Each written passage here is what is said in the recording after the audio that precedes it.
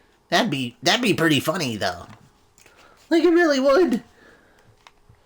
But yeah, if we've been sitting with those parodies all written out and ready to be recorded and sung and all that, and we want to put them out. Like the whole point of making them was so that we could actually like sell them and have like some sort of revenue coming in from the podcast. And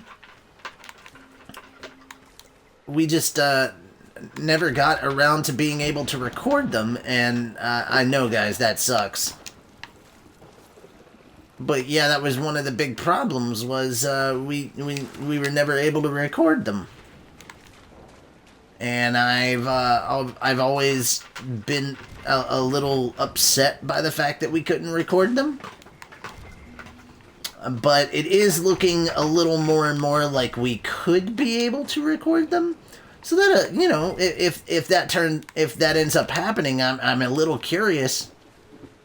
Well, I mean, we've got a lot of Christmas songs, and they're about half Naruto stuff and half fairy tale. Now, we've released, I think, 2 of the Naruto ones. And, well, I say release, but we did, like, kind of a half thing about it, and we're gonna re-record those. And, you know, we're gonna spice them up a little bit, and, you know, make them a little bit better, and, you know, we'll move on. How about a Christmas PSA for Balk? No, okay, that's a little too on the nose there, buddy. I don't think I'm gonna do that. I'm just gonna stick with no. Like, we're generally with the parodies, I try to keep it more in context with what the actual show is about. Oh, volleyball, oh, volleyball. Now I really want to do an Oh Christmas Tree version of Haikyuu. That'd be hilarious.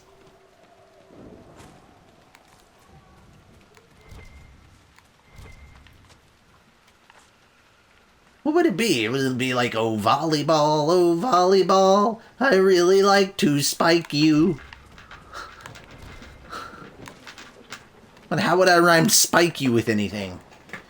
You know what? I kind of wanna see if hang on, I'm gonna check and see if I've got somebody online real quick, because I wanna, first and foremost.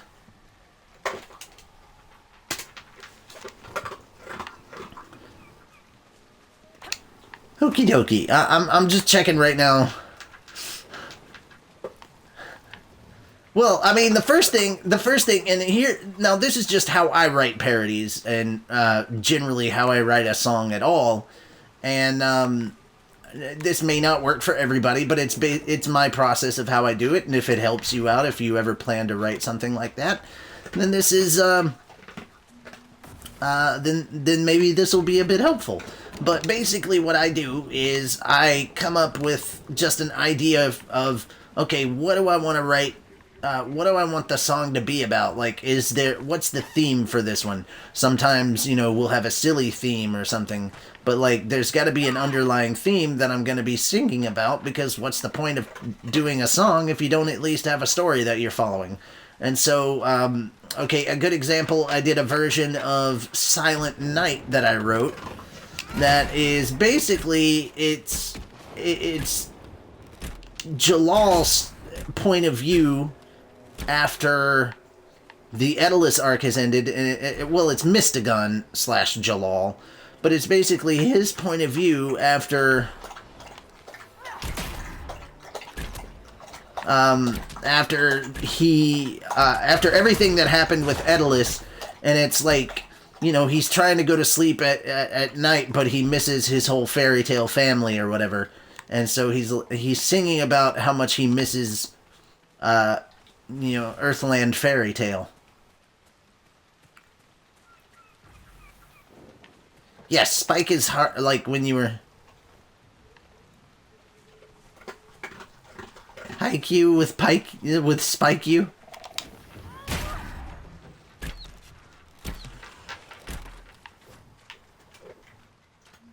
I mean, there may be a way to do that, but I mean, it seems...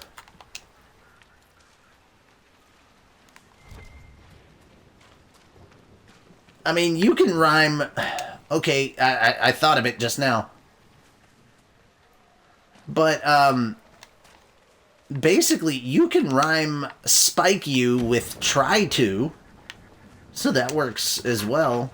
I'm not trying to rhyme specifically with the name of the show. That seems a little too on the nose. I like to be a little bit craftier than that. That's right. You heard me, ladies and gentlemen. Shaggy is crafty. I can be evil when I want to. There's a reason why Freddy doesn't ask me to go to be a decoy anymore, because last time I made him the decoy.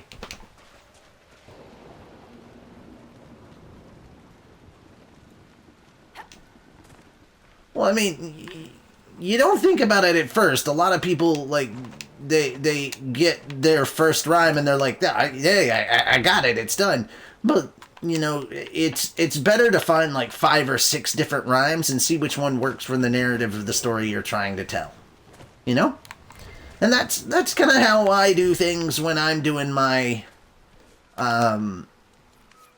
parody writing.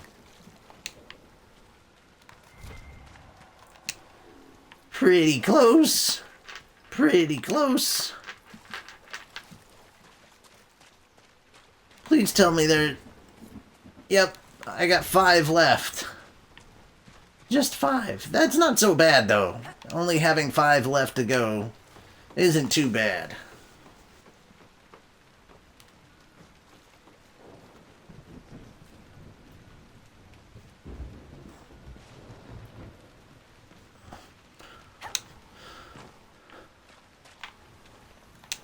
Well, tried and true, pried through.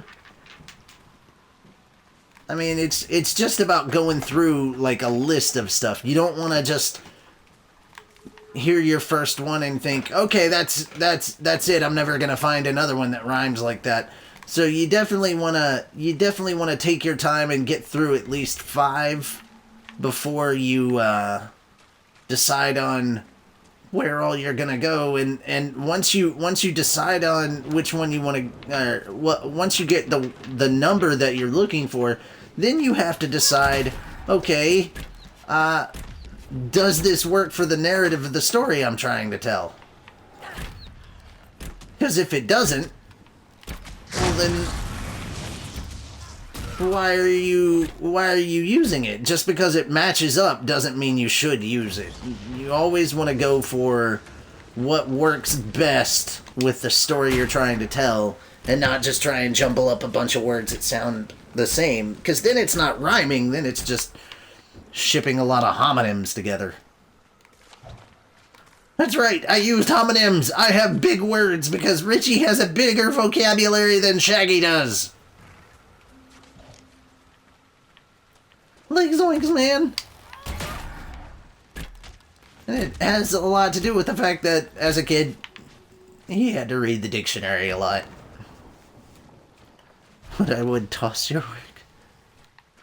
Okay, you're gonna have to probably explain that sentence, because I would toss your work, that didn't make any sense to me for his... And I don't know if I could translate that appropriately. Torn Bombadil. Does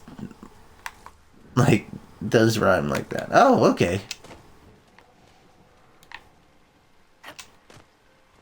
Well, that's cool, man. I always try to write in a narrative style whenever I do a project, whether it's doing an abridged project or whether it's writing a song parody. I've done some stuff, like I had to make up there's been a lot of writing that I've done for parody stuff that just never saw the light of day, because you know, there either wasn't enough time to actually put it in, or things changed partway through. You know, you never know what's gonna happen, but you always want to put your best effort in, you know, your best foot forward. So that's a thing. Like, I think if I remember right, there was a Joker Jalal rap that I had to write at one point. Oh, it was a parody of Just the Two of Us, and I have no idea if they ever used it, and I don't think they did. But then again, we haven't finished the episode of I think episode 13 was the one, and episode 13 of the Fairy Tale Abridged I don't think got released yet. So What, Dorian? Stop looking at me. I'm wondering if familiarity would cure your suspicion. I don't need to be familiar with your tool. Please stop saying tool. And consider how much magic it can accomplish. There are benefits we can as heavy as the Maker said magic exists. I don't care. Don't ruin it. oh, I would toss you like how you toss a volleyball. Work in the volleyball song for Haikyuu. Oh, hey! Hey, Legend. I'm doing fine. We're actually talking about, parody songs and parody lyrics. So that's been a big part of kind of what I've been doing while I'm, playing this right here. I'm basically just running around and picking up stuff so I can finish, like, little quests. This is my last one for Skyhold, and then I can make my herb garden. And I just need some blood lotus. Okay, you know what? This is getting us nowhere. Pretty dang fast. There we go, blood lotus. Pick it up. Alright, I just need 3 more.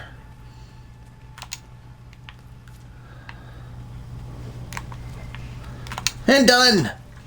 I found them all! Hooray! I think. Right? Oh gosh, it says I need 1 more. Why, you cheeky liar, you! You lied to me!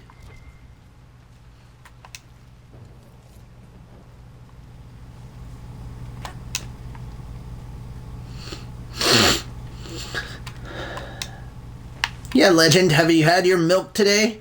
Was it legendary? I feel terrible because I'm just adding to terrible puns.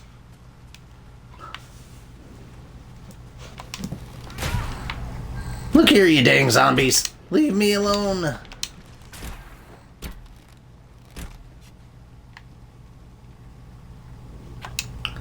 I'm a terrible person, and I'm okay with that.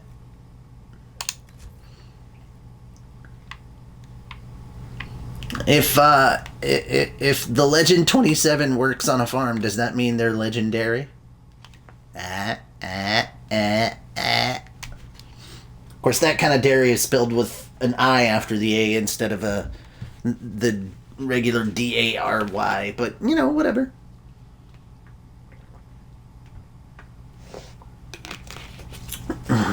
Did it make you say cowabunga? No, cowabunga is what you should probably say after you take the first sip of the milk. Wouldn't that be great if people actually said cowabunga after they drank some milk every day, like that, like how the Japanese would say "gotso-sama" after they finish a meal? Well, what about, for instance, if after you drink a glass of milk, you say cowabunga?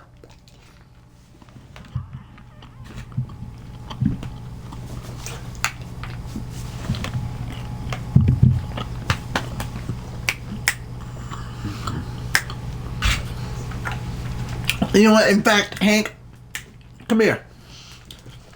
Right up here. Oh, stop stepping on my controller.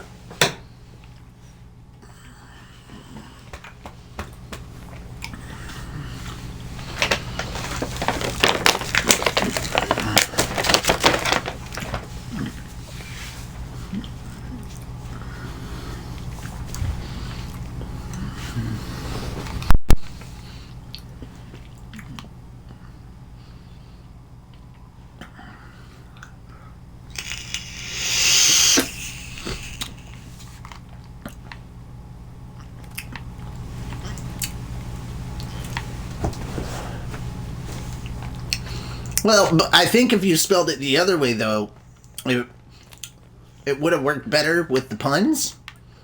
Like, when you said this conversation is utterly ridiculous, well, I get that you're trying to, I get what you're trying to do.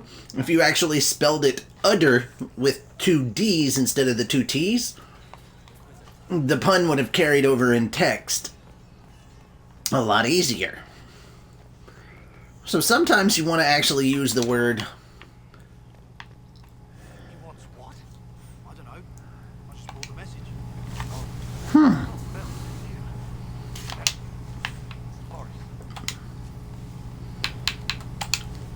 And let's get that. So, in this case, I would say that your cow puns are utterly terrible. No, I mean, with text, the problem is that you can't be subtle. That's the biggest problem with text. You just can't be, and subtlety doesn't translate over very well. Like zoinks! It's Alex! So, yeah, I mean, puns don't transfer over with subtlety very well via text, so you gotta be you gotta keep an eye on that stuff. We'll get him back. Alright, time to make my garden, man. You always say we're back. What do you think makes it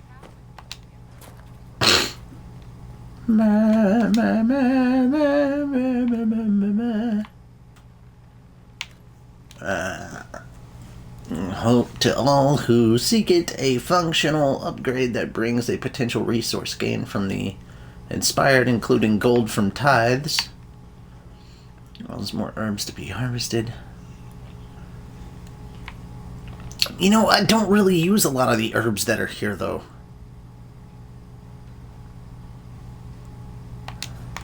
Yeah, the text doesn't really... Okay, so welcome to the Chantry version of...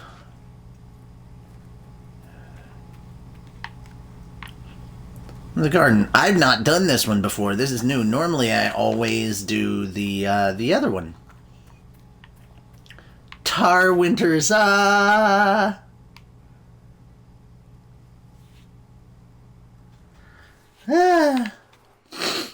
was funny. God, my nose is so itchy today. I don't even know why.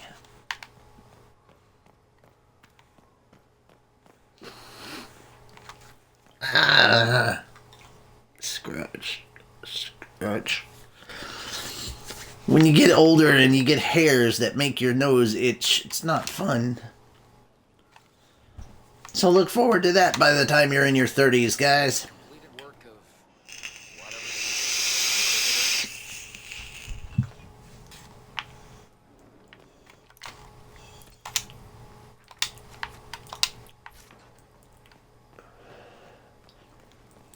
Oh man, I can't wait till y'all get to see me sit in judgment on this one chick that I'm gonna that's gonna try to no, I don't want to, it's spoiler, but basically I'm without giving out any spoiler, I have to go to a ball, stuff goes down, and you know, there's a thing that happens, and if I do things a certain way, then I get to judge an already dead body. And it's super funny. I just love the line where you're basically, they bring you a dead body to impose judgment on. It's in a box. And my running joke, and like, it's absolutely ridiculous, so I decide to play on the hilarity of its ridiculousness, and that's the mission that it is that I have to go on to start that. So I'm judging a dead body in a box, and I decide to give it rehabilitation. Like, it's the best joke ever. And it says, and if you choose, you know, rehabilitation, then you say the skull will be sent to all the theaters to portray portray the follies of evil, of the evils of evil. I also judge the box in Table for Orphans. And it's like, what? It is the funniest freaking thing. I love this game. Some of the humor that is available in this game is just freaking brilliant. Just brilliant, man. Aw. It's like, oh, rehab for dead people. That's a niche market, if ever. Yeah. Right? We cannot neglect our souls. 39 minutes. Can we neglect roads? Our allies cannot take the same route through the mountains we did.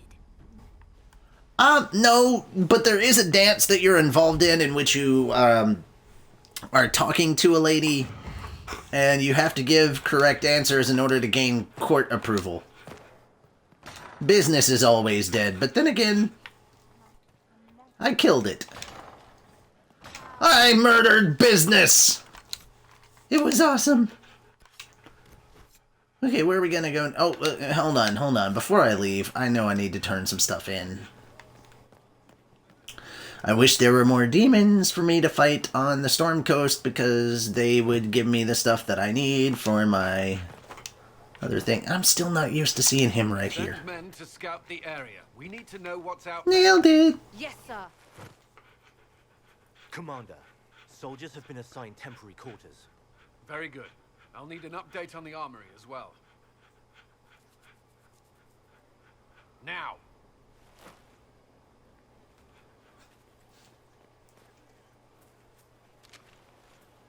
We set up as best we could at Haven, but could never prepare for an archdemon or whatever it was. With some warning, we might have. We were all shaken by what happened. If Corypheus strikes again, we may not be able to withdraw. And I wouldn't want to. These puns are making you guys look spineless. Underway. Guard rotations established. We should have everything on course within the week. We will not run from here, Inquisitor.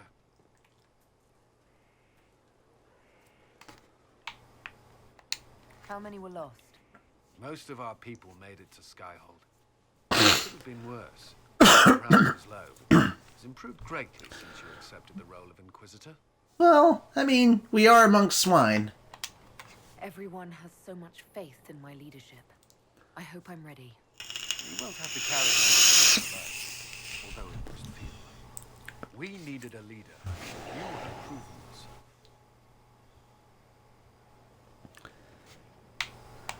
Thank you, Cullen.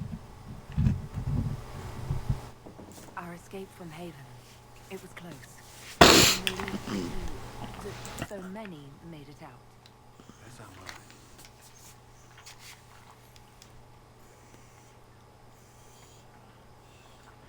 Oh, that's right. I'm gonna go do a thing with Dorian that... You could have... I will not allow the events at Haven to happen again. You have my word. I'm about to show you guys why it is that Dorian is the best. I mean, yeah, he's gay, but that's not the reason. He's just fucking fantastic. Dorian is awesome because he's Dorian. To do with wardens. Would have liked to have seen it. I've been meaning to thank you. There are 100 things that need your attention. You didn't have to take the time to help me, and yet you did. If the history you pursue benefits the Wardens, then it was worth it. Yeah, worth it. To be an honorable woman, principled. I've great admiration for you, and I've never been more certain in my decision to join you. Then I look forward to it. Nothing right now. Oh, yay! A place for the horses. I forgot about the Ferelden horses. Don't ever forget about the horses, man. Inquisition? How are your charges? Well supplied? Surprisingly well. Not many could feed these people, let alone their mounts. Makes me wonder what you're capable of. Are your wife and daughter doing well? Elena's minding the farms. Sienna's still running her full races. Wouldn't be fair to drag them up here. I miss them. But someone has to save the world. Farewell. Make her be with you. Pooh Bear, Winnie the Pooh Bear.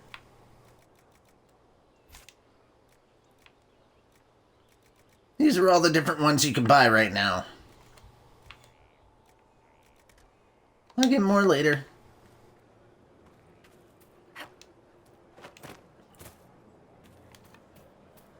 No, you don't have to send out a search party. His name is Dorian, not Dory.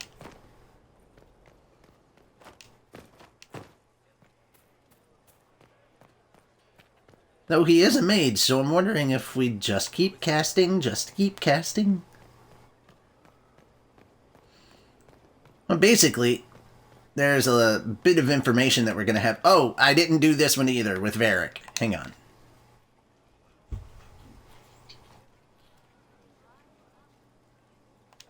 Is this a bad time? I can come back. No, it's all right. Bills are really not that engrossing. I've been meaning to come talk to you anyhow. I never officially joined the Inquisition. I don't know how to do this disciplehood thing. I'm a businessman. Never really followed the chosen one before. I don't need a disciple. I need a friend. If you knew how intimidating you are, you wouldn't make it sound so simple. You just don't know what you are to the people out there. The Herald of Andraste is a symbol bigger than any of us. What am I to you then? None of this. Is this the end of the world? Did Andraste send you through the breach? I have no idea. You heard the crowd singing after Haven was attacked? Whatever I am to Thedas, I'm still just an ordinary person. So, just a regular person, like anybody else. Dear God, what have I started? I should probably get back to work, unless... Just keep casting, just keep casting. We're playing cards. You sick bastards. You heard Wicked Grace, and I know where your minds went. The reason I know where your minds went is because, well, let's face it, you listen to my podcast, and it takes a sick individual to enjoy our show. Lightning Bolt! Dorian is the best. New position supports free mages. What's next? Elves running Halamsharal? Cows milking farmers? You know, to be honest, that would be hilarious. Cows milking farmers. I take it you don't agree. On the contrary, I approve. Heartily. I do So- wonder if you've considered what this support of yours will do for mages in general. Sorry for the bad lighting.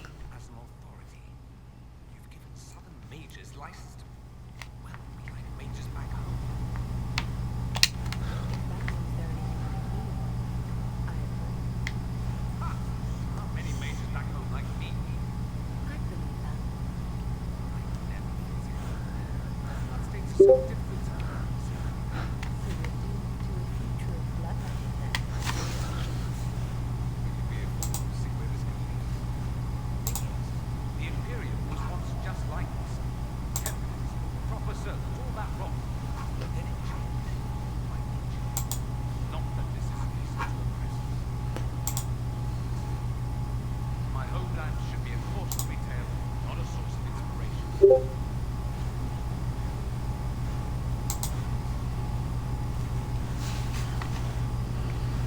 There we go. There's a letter you need to see. Is it a ability? A humorous proposal from some Antivan dowager? Not quite. It's from your father. What does Magister Hallward want, Rector? No rights? My father knows him. He would barely kill a pimp. This is so typical. Willing to bet this retainer is a henchman, hired to knock me on the head and drag me back to Tevinter. You think your father would actually do that? No. Though I wouldn't put it past him. Let's go. Let's meet this so-called family. Perhaps we escape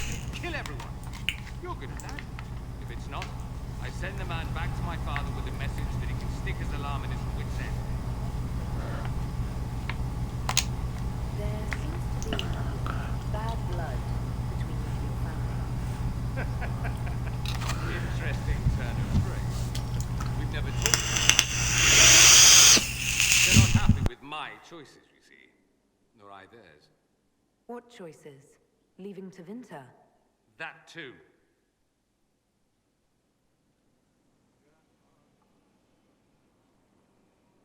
Let's go meet this retainer then. I wonder how much my father paid this man to wait around just in case I showed. We'll find out soon enough.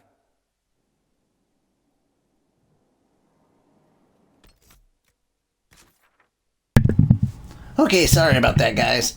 But the big reason that we're doing what we're doing... Yeah, Cullen moved, finally. Choo, choo, choo! I'll just scratch where you were chewing. That seems like the good place to scratch. Right on the top of your butt. He's staring at me intently, man. He's like... Feels good. Please don't stop. Don't stop scratching. There you go. Feel better, buddy? Okay. So what we're going to do is we're going to go down over here to the hinterlands. Wait, there's still... Oh, no. That's just requisition officer stuff. Yeah, I still haven't gone here to fight the dragon because I'm still not high level enough. Also, I don't have enough stuff set up for Jar of Bees.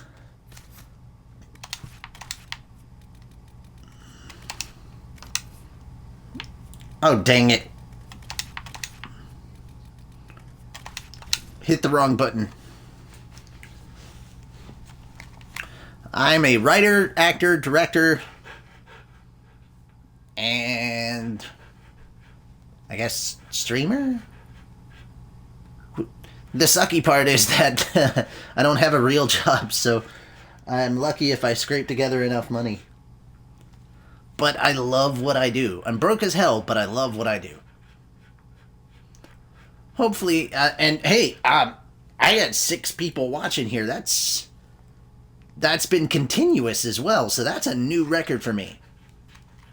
Again, guys, I'm not going to stream during Saturdays and Sundays because I have a lot of work that I got to do during that time, but I will stream on the weekdays at 8 p.m. Central Time. I'm going to try and stick to that. And as soon as I get done with this, you guys are going to enjoy all of my misery as I continue to play through Alien Isolation as Shaggy.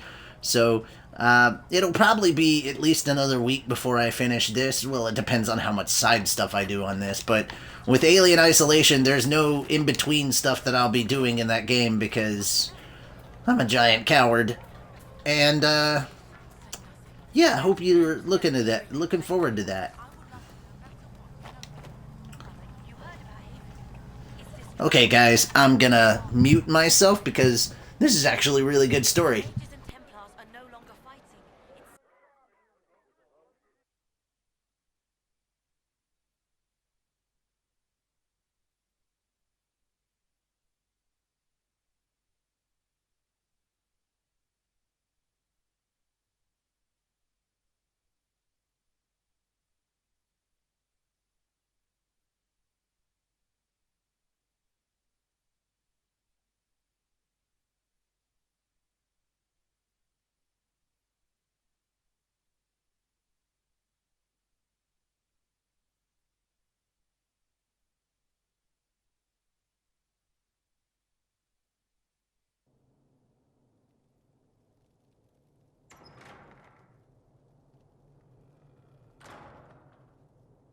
Uh-oh, nobody's here. This doesn't bode well. Dorian. Father. So the whole story about the family retainer was just, what? A smokescreen? Then you were told. I apologize for the deception, Inquisitor. I never intended for you to be involved. Of course not. Magister Parvus couldn't come to Skyhold and be seen with the dread Inquisitor. What would people think? What is this exactly, Father? Ambush? Kidnapping? Warm family reunion? This is how it has always been. You went through all of this to get Dorian here. Talk to him. Yes, Father. Talk to me. Let me hear how mystified you are by my anger. Dorian, there's no need to. I prefer the company of men. My father disapproves. That's a big concern in Tevinter, then. Only if you're trying to live up to an impossible standard. Every Tevinter family is intermarrying to distill the perfect mage, perfect body, perfect mind, the perfect leader. It means every perceived flaw, every aberration is deviant and shameful. It must be hidden.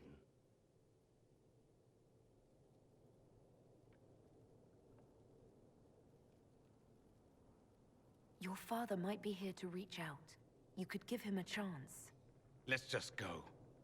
Dorian, please. If you'll only listen to me. Why? So you can spout more convenient lies? He taught me to hate blood magic. The resort of the weak mind. Those are his words. But what was the first thing you did when your precious heir refused to play pretend for the rest of his life? You tried to change me. I only wanted what was best for you. You wanted the best for you. Your fucking legacy. Anything for that.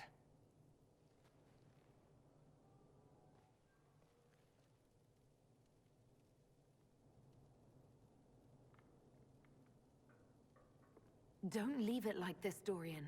You'll never forgive yourself.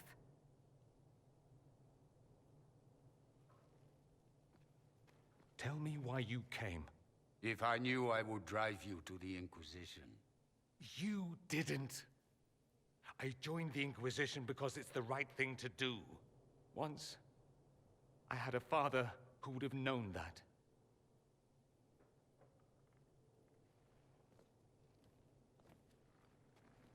Once, I had a son who trusted me. A trust I betrayed. I only wanted to talk to him, to hear his voice again, to ask him to forgive me.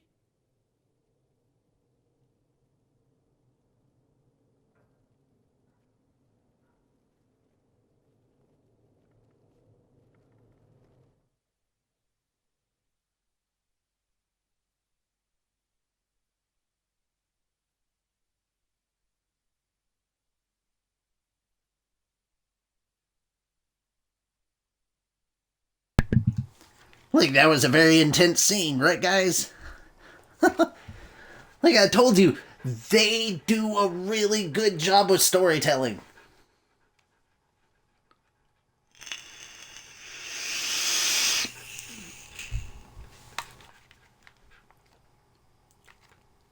That is why I love this frickin' game, man. It is...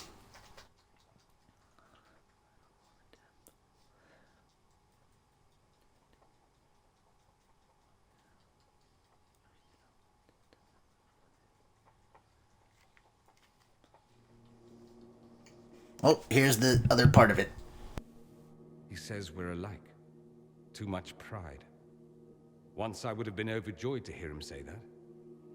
Now I'm not certain. I don't know if I can forgive him. He tried to change you. Out of desperation. I wouldn't put on a show, marry the girl, keep everything unsavory, private and locked away. Selfish, I suppose.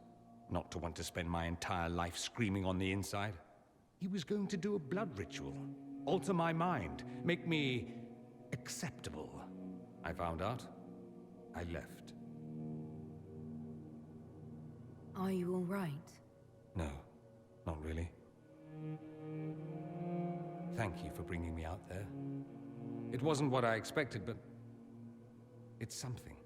Maker knows what you must think of me now, after that whole display. I think you're very brave. Brave? It's not easy to abandon tradition and walk your own path. At any rate, time to drink myself into a stupor. It's been that sort of day. Join me sometime, if you've a mind. I don't know what you think you're doing. I'm being clucked at by a hen, evidently. Don't play the fool with me, young man.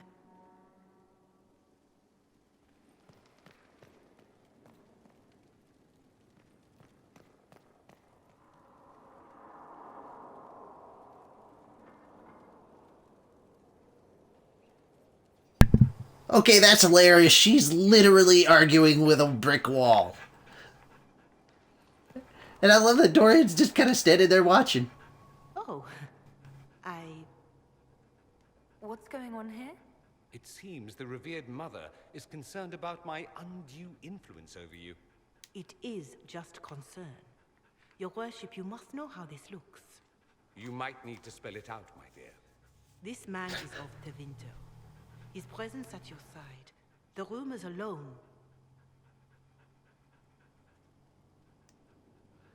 Well, I'll see you next time, but just remember you can come back and rewatch any of these on my YouTube page. What's wrong with him being from Tevinter, specifically? I'm fully aware that not everyone from the Imperium is the same. How kind of you to notice. Yet still you bow to the opinion of the masses. The opinion of the masses is based on centuries of evidence. What would you have me tell them? The truth? The truth is I do not know you, and neither do they. Thus, these rumors will continue. There's no cause for concern, Your Reverence. With all due respect, you underestimate the effect this man has on the people's good opinion. Do the people know how he's helped the Inquisition? I... See, I meant no disrespect, Inquisitor.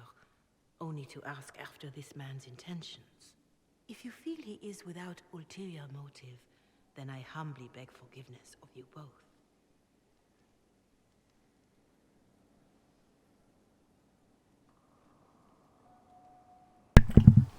Well, that's something.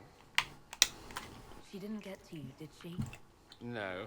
It takes more to get to me than thinly veiled accusations. You don't think she'll do anything? Do what? Yours is the good opinion I care about, not hers. I should ask, do the rumors bother you? I wish they wouldn't disparage. He's such a fucking sweetheart, man. Oh my god, I dropped the F-bomb already. Perhaps it's odd to say, but I think of you as a friend, Inquisitor. I have precious few friends. I didn't think to find one here. Don't speak. I detest confessions, and I'd like to get this over with. Allow me to say I'll stand beside you, against Corypheus, my countrymen, or spurious rumor, so long as you'll have me. And that's why he's the freaking best friend. He is just like one of the coolest friends. As for how many times I have played this game, this would be my third time.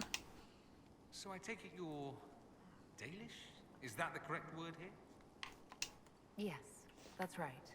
We don't have Dalish clans coming northward, for obvious reasons. So I've never met one of your people before, although I've heard about them. Little. I hope this won't be an issue between us. I am here to help you deal with the Venatori, after all. And I appreciate your help, Dorian. Excellent. Mutual appreciation is a grand way to begin.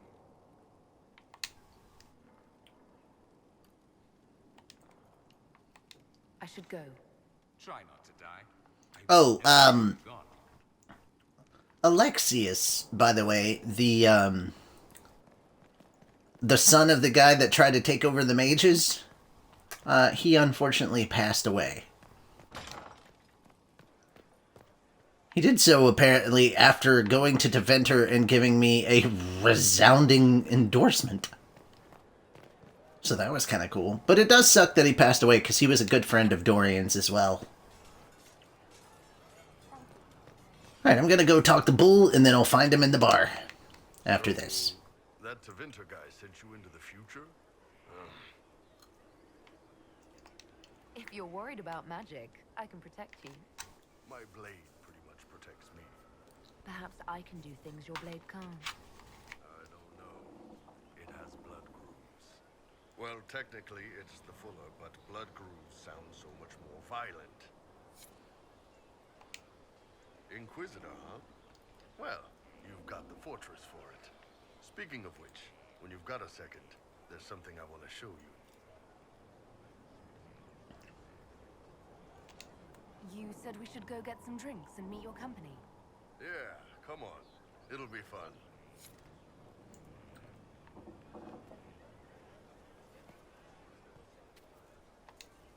Pleasure as always, boss. Come on. We should go get some drinks and meet your company. Yeah, come on. It'll be fun. Well, let's freaking go. Let me go. I think there's supposed to be a cutscene, but I guess I have to walk into the frickin' bar.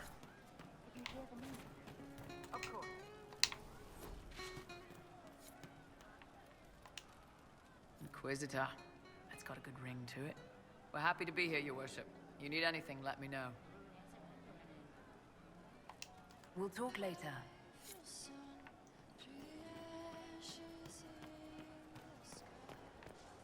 Azure in the sky. I guess I have to do the other thing first. What did you want me to come see? Here, come on. I'll show you. Okay, so apparently I had to do that first.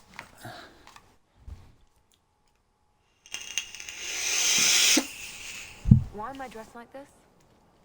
Come on. It'll be worth it. I promise. Evening. Iron Bull. My merc band just joined up. Tanner. I'm from Jada. Well, New Jada. Mira. I was guard captain for Lady Pendel. Signed on after shit blew up at the conclave. Share a drink? Who's your friend? This is Grim. She doesn't talk much. So, you ready to kill some demons? Or Venatori? Or whatever that Corypheus asshole is? This isn't just about killing. We're helping me to save the world and reach the next death fight.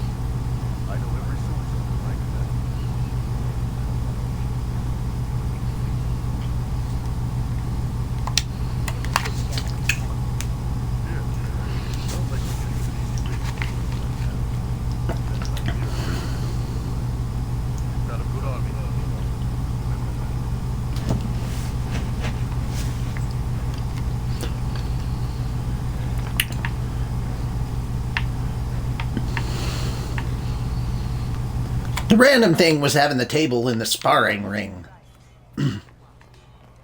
Okay, now he's in the frickin' in the bar.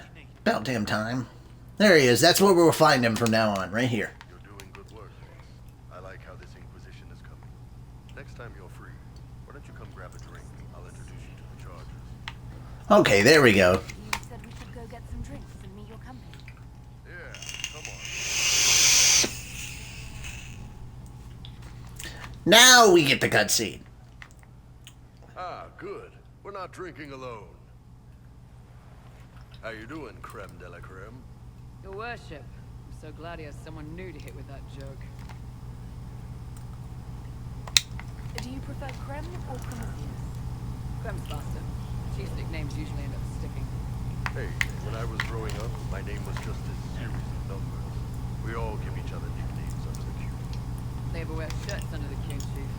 They just run around binding their breasts like that. It's a harness, creme. Yes, your pillowy bland. Let me know if you need help binding. You could really chisel something out of that overstuffed look. Like, that's great.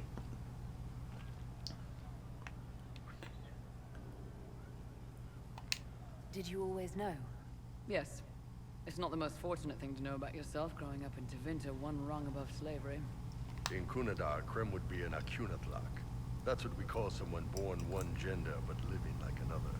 And Kunari don't treat those Kuhn people any differently than a real man. They are real men, just like you are. Your people aren't so bad after all.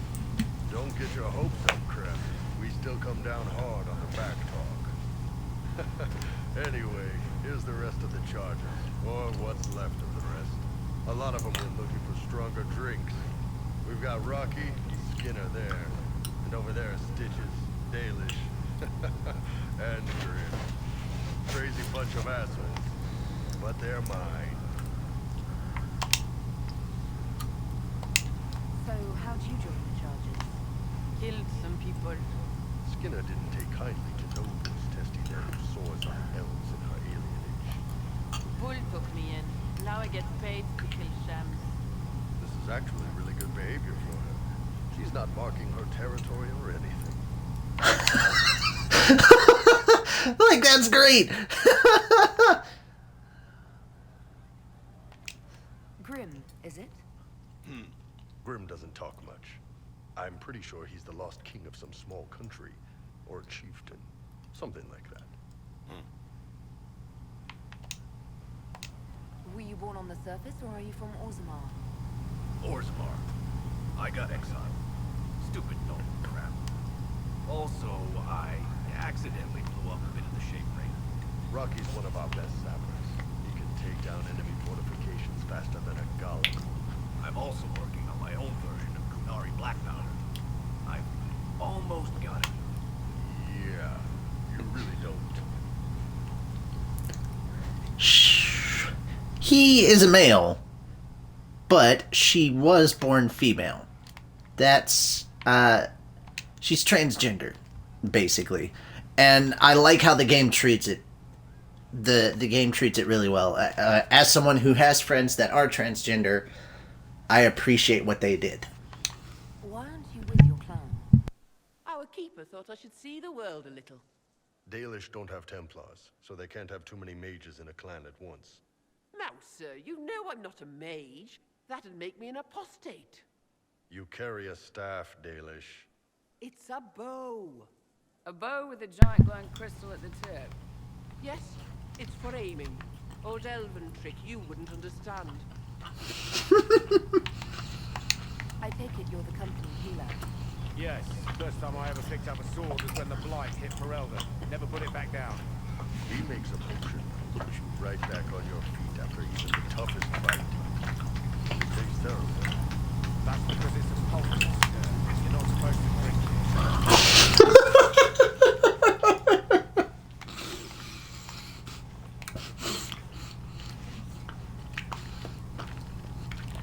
Like, I can understand Bull. I'd probably drink it the first time too, but after the terrible taste, I wouldn't do it anymore. You've got a good company, Bull. We do all right. Man can beat the Chargers, cause we'll hit you where it hurts. Unless you know what's happened with the Scars and Lucifer. For everybody battlefield, and we raise a cup. No matter what tomorrow, we're holding up. Thanks for coming by, boss. Glad you could do some of my job.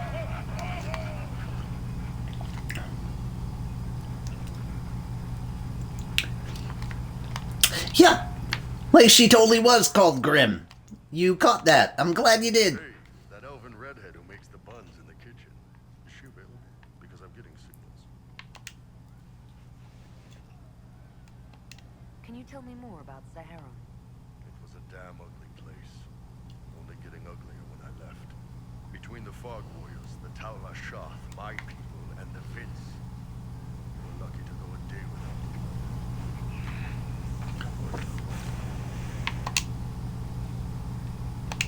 What are things like for the natives of Saharan? He made these things, fish wrapped in thin bread. Nice guy. Talk to him every morning.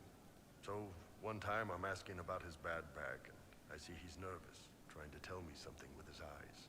Next thing I know, his assistants draw knives and come at my team. The rebels had forced him to poison my food. And then? I'd seen how nervous he was, so I hadn't eaten anything. A couple of my guys weren't so lucky. We killed the rebels. I lost 2 men to the poison, another to knife wounds.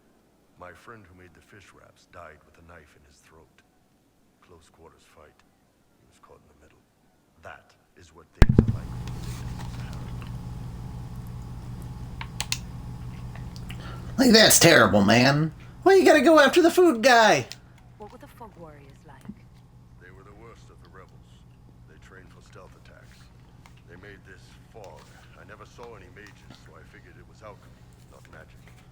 They were almost invisible in it. I'd be on patrol in the market square. The fog would roll in, and before I knew it, half my squad dead without a sound.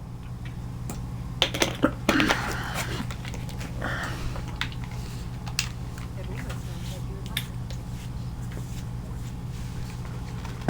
Damn. You have to respect that. Plus, they hit the Vince as hard as they could. Hearing some terrified majesty scream, "My slaves! Where are my slaves?" in the fog. Also, I love the My Cabbages reference. That's great. Tell me about the Talva shaft. When Canary can't handle the fighting in Sahara, lose faith in the Q, they go rogue. They flee into the wilderness and turn into bandits, attacking everyone. They're vicious, savage. You look at them and you can see why my people needed the Qun to stay civilized. Isn't that what you did, though?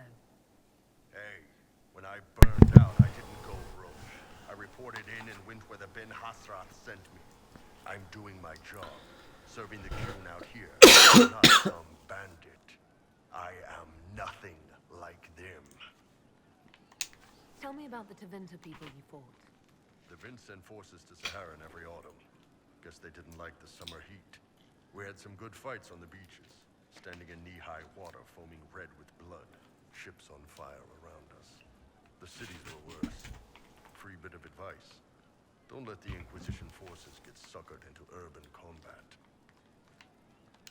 Why do you hate Tevinter forces so much? What makes them so bad? It's not their armies. It's their spies. They bloodied Saharan year-round, killing loyalists, supporting rebels. Alam had no city administrator. Nobody would accept the position. The last 4 who held it died inside a year. Trying to conquer a country is one thing. Making it so nobody can live there, that just screws everyone. See you later, Bull. Nice talking. Gonna be doing a lot of talking with Bull. So you're gonna learn a lot about him. I can't understand how those women in the kitchen can be awake so early after the night we had.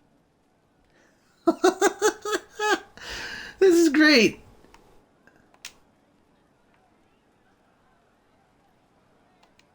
So, how did you get the name Iron Bull? I picked it. We don't have names under the Q. Just, I don't know. Job descriptions, I guess. When I came to Orlais, I chose the Iron Bull for myself. But why specifically Iron Bull? This may surprise you, but I really like hitting things. Also, it's the Iron Bull, technically. I like having an article at the front. It makes it sound like I'm not even a person, just a mindless weapon. An implement of destruction. That really works for me.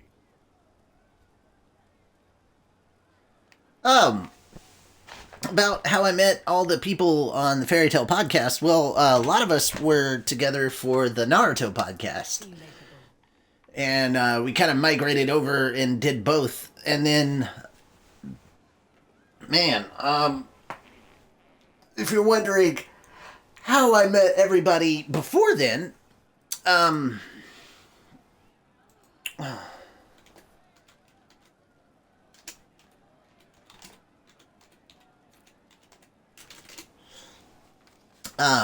basically,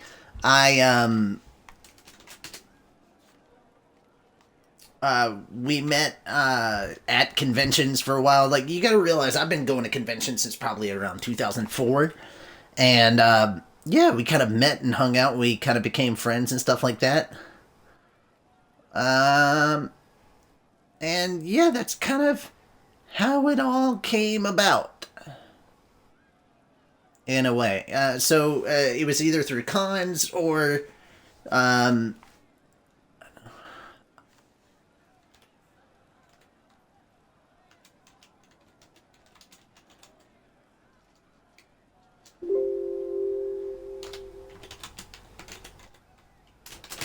sorry.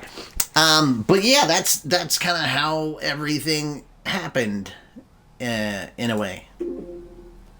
So yeah, that is. I mean, it's not it's not like a crazy important story or anything. So I'm sorry it doesn't come off as a grand tale of any sort, but yeah, that's pretty much how it happened. Not a big. How you doing? Not really a big grandiose story. I'm sorry.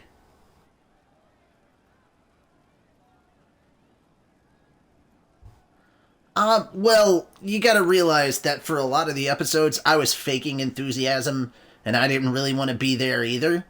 Um, the That's part of the reason why I stepped down, because, I mean, hosting the show really is a lot of pressure, and trying to get everybody to jump on and do the show, and knowing that you have to, and that no matter how bad things go, you're gonna have to do the show, even if it's just by you. I mean, I've done a couple, I think like 2 or 3 episodes I've done where it was just me, because I couldn't get anybody on.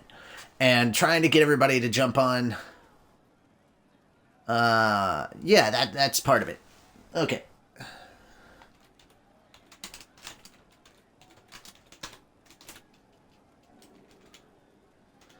But yeah, that's a big part of it. And if you understand all the stuff that Carla does, or that Raven does, and all the behind the scenes work, and the amount of pressure that's on her when hosting the show and all that stuff, it's one of those things that you probably wouldn't understand. Like, I could explain it to you all day, but I mean, the truth of the truth of it is that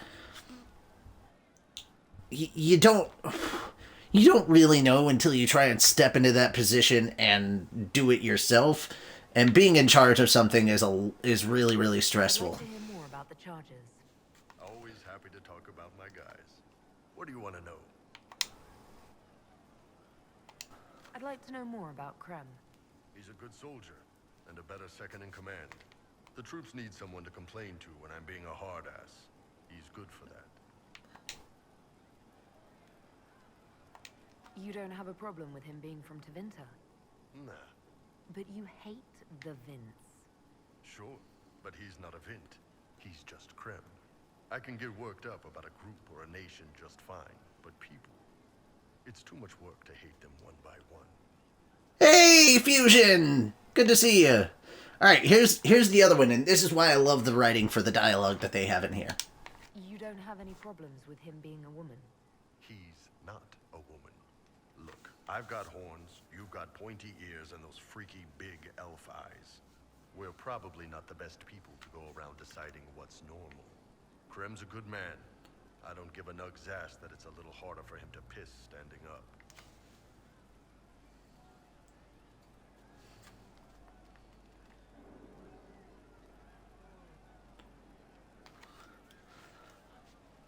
Yeah, I mean, it was more because I had to be in charge at that point. Anyway, I'm bringing in somebody, so...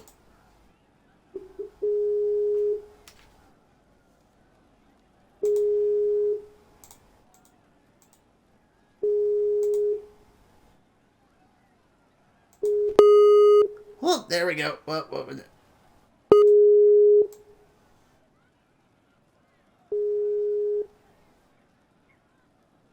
Hang on a second. I'm trying to lower the volume until they answer. Answer.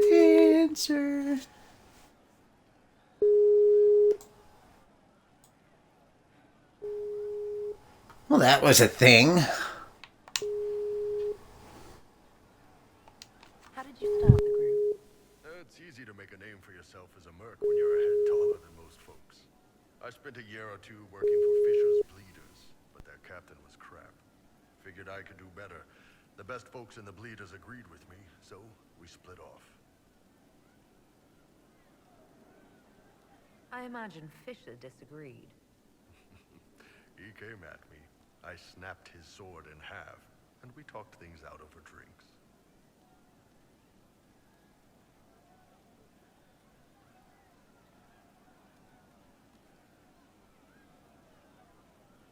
What are the craziest jobs you've ever taken? Besides this one, there's a lot of violence between the nobles here, but that's standard work. The fun stuff is when they party. They always want to impress each other, and that means getting something shiny.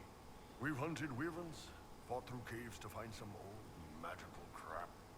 Even when giant baiting once. What's giant baiting? So this old guy, Comte Van Chess, has some kind of a pageant planned. But he needs a giant, which is off in some damn cave. He's got some kind of rare charm to control the giant, but no way he's going into that cave himself. So we go in, kill some spiders, find the giant, and wake it up. It attacks us because, of course, it does. And we let the big bastard chase us outside where Van Chess is waiting. That was actually your plan, to let a giant chase you. Yeah, we had to be out of reach, but close enough that it wouldn't give up.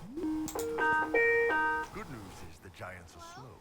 Long as Hi! I am so sorry about that. I thought it worked, and then I was like, "Huh, I wonder what's taking so long." So I looked back But at my Comte Van Chess got his giant for the pageant. and then it didn't respond, and I'm just like, "Oh Turned great." out that charm was a phony. So Giant ate the poor guy I'm alive. sorry.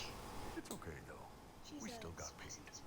I'm trying to open the scissors You have so I can plenty find this of different way. backgrounds in your group. Actually, in my manga Lucy. Oh, gotcha. A lot of them got turned away Lord, from why the isn't this company. working? Didn't want a knife here or a crazy. So what's up? 1 second. I'm finishing up some dialogue in the game. I'm streaming right now, so give me just a sec. Yeah. Alright, there we go. That was basically... Okay. Alrighty. Now, for those of you that watched the show before, you're probably familiar with Yang. This is Yang. She's here. She's going to be joining the podcast on a trial basis as our new Lucy. We're picking up just a couple of people, basically. The reason why we're not going through our fan base to find people to jump on is because in order to actually be a member of the podcast, it comes with a lot of responsibility that, unfortunately, previous podcast members shirked a little bit, and that's why we got rid of a lot of them. And it's not just conditions for actually, being on episodes and doing the show and stuff. There's also a lot of behind-the-scenes work that you have to be responsible for that we're not bringing up to the fan base. And so that's the big reason that a lot of the time when we get comments about people saying, hey, if you need this character, I'd love to join, we roll our eyes. Because we're like, no, first off, we don't know your schedule, we don't know how reliable you are, and there's a lot of responsibility behind this. So, yeah, we don't trust you, and no. And so I tend to bring on, or Carla tends to bring on people who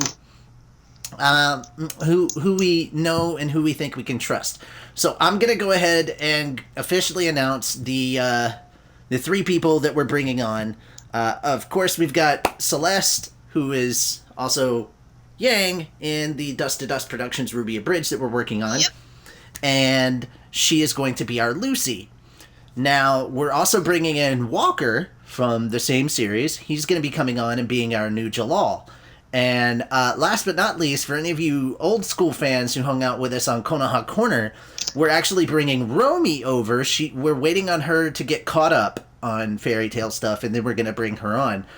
Romy, if you checked out Konoha Corner, was our Sasuke. So there's several different reasons why we want her on. Number one, she's dependable and we can trust her, and we know that she will stick with the show and that she works really hard with stuff like that. 2, we all happen to know that she has done press work for other stuff, and she works staff at cons, so we know that she's a hard worker and she already knows the con scene over there.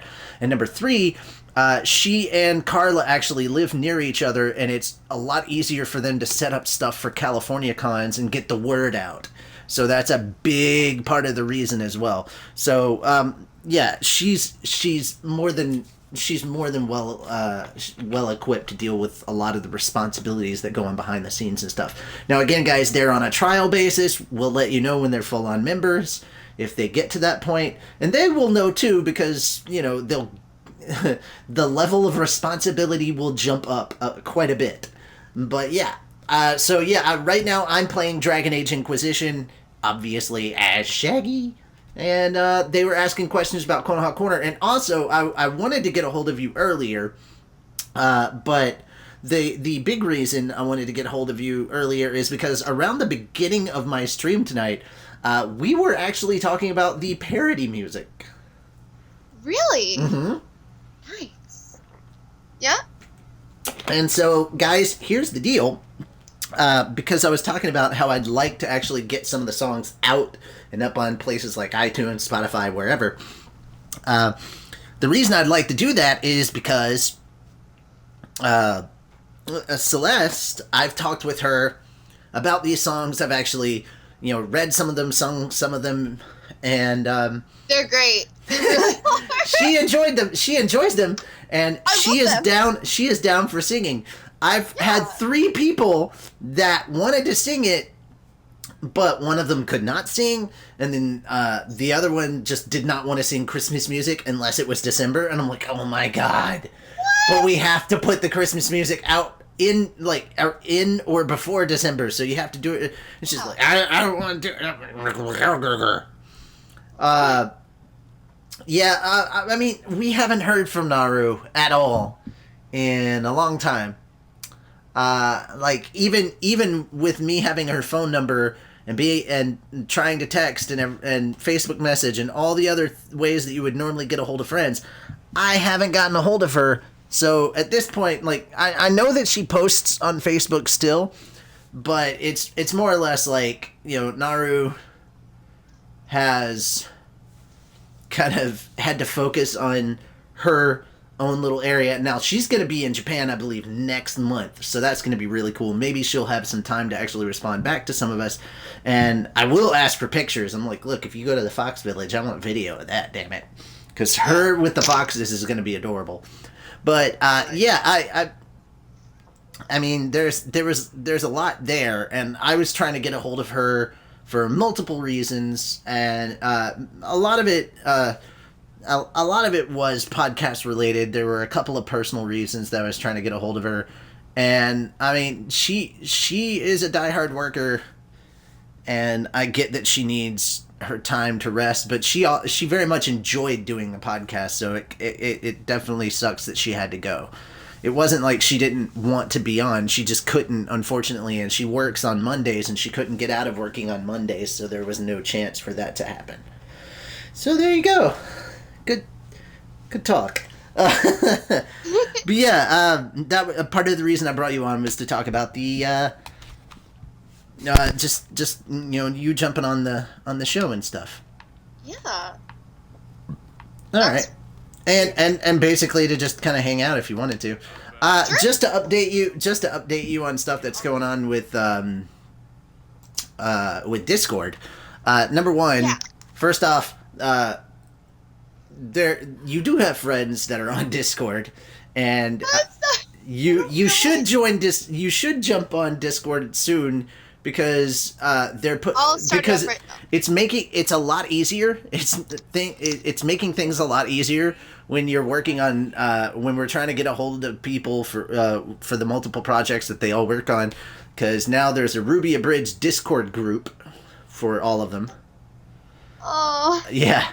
And then, gosh, I didn't even realize that. And then I sent a link to the Skype chat with all of you guys that I had all of you guys on, and it was for my Like Zoinks Gaming channel. So because I stream. All right, here's my streaming schedule. On weekdays, I stream from 8 p.m. till whenever the hell I feel like it. It's either I stream for 2 hours and I end it at 10 o'clock, or it could be 5 hours like it was yesterday. Which, by the way, I just looked at my YouTube channel, and no, it was 3.5 hours. No, almost 4 hours, apparently.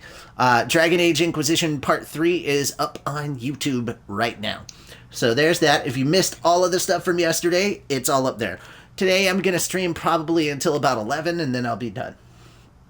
But yeah, that is how things are going right now. And yeah, so I have a group on there, and I sent you the invite link if you want to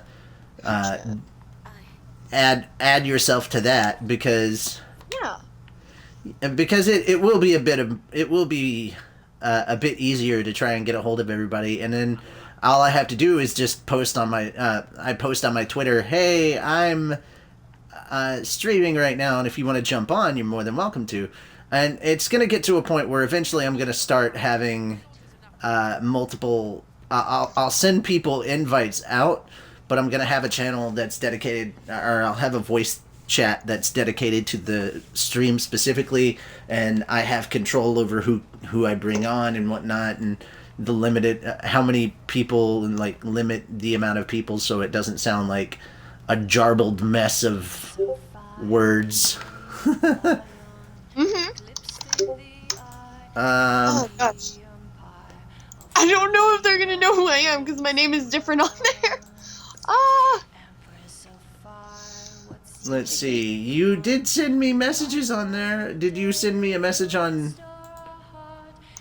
Okay, it's not... It's like a Love Live kind of name thing. It's okay. It's okay to have a... I clicked on it, but I didn't get any... Okay, I need to see... This? I'm trying to figure it out, too. I'm so confused. Okay. Hold on. Oh, I need to verify my account. Maybe that's something I need to do. Okay. I could have sworn... Like, okay, I saw the messages that you sent me, but I can't go to them to find them, and I'm like, what happened? I don't know. Hold on. 1 sec, I'll be right back. Okie dokie. Like, a minute, maybe. While all this is going on, do you guys like some of this music that the songstress is singing in this game? I wish I had the Sarah one. I hope she starts singing the Sarah one soon. Nope. Nope.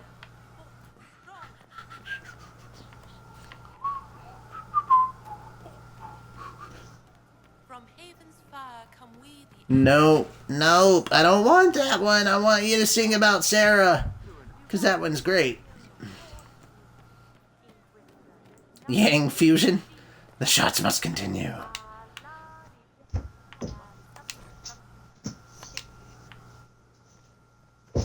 I just wanted to get out of the cosplay real quick. Oh, okay. I didn't know you were still in it or whatnot. Yeah, I don't know. I'm going to a mall cosplay thing tomorrow. I don't know what it's for, but malls still exist? What? Malls still exist? I know.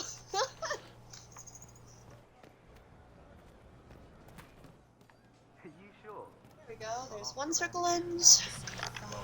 God. Okay. Anyways, so did you figure out the thing with Discord, or is that no. still a mystery? No, I didn't figure that out. Did you ever click on that group chat that we did? The Fairy Tale Podcast one? Yeah, the Fairy Tale Podcast one. Okay. There should have been a link that had an invite, and yeah. It says it expired. Oh no. Hang on. I'll just I feel bad. It's okay. It's not that difficult for me to make another one. There you go. I don't know why. Sent it directly to you this time. Awesome. Okay, just clicked it and let's see if that works. And it worked. Yeah. Oh man, I like when she sings about Sarah, because it's hilarious. What? Sarah's one of the characters that, in this game, and she actually lives in the tavern. She lives in the freaking tavern, has her own room and stuff. Yeah. What did the Seeker say? Lady Cassandra feels her connections with the Navarran court wouldn't be of use, my lady. There we go. Of course she does. Okay. Now I can actually not freak out about contacts in my hands. It's itchy. I don't know why. It gets itchy at times, and it feels weird. There we go. I wouldn't know. I don't have, I've never worn contacts, so there's that. It's cosplay contacts, too, so they make my eyes look really weird and different colored, and I look like a huge...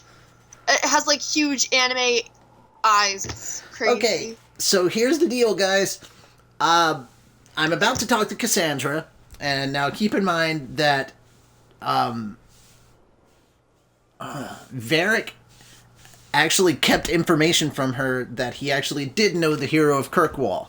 So she's gonna be upset about that.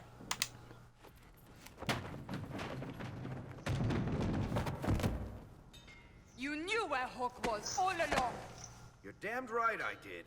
You conniving little shit. You kidnapped me. You interrogated me. What did you expect? I expected you to tell the truth. I told you what was at stake. So I just hand him over on your say-so? It's okay, Hawk. This zealot isn't crazy. I promise. Look at her. She's finally lost it. All right, you've both made your points. We needed someone to lead this Inquisition. Hawk was our only hope.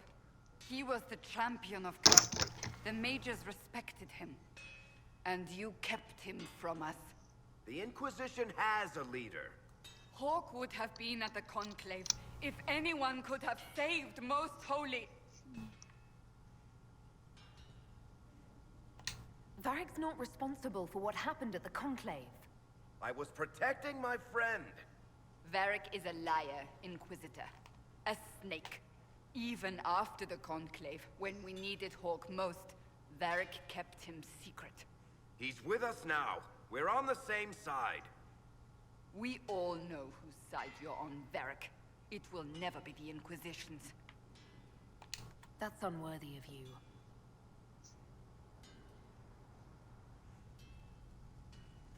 I must not think of what could have been. We have so much at stake. Go, Varric. Just go. She said steak. Now I'm hungry. Steak.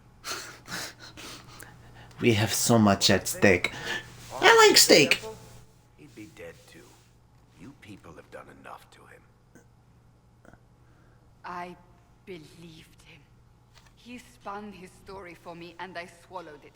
If I just explained what was at stake, if I just made him understand. But I didn't, did I? I didn't explain why we needed Hawk. I'm such a fool.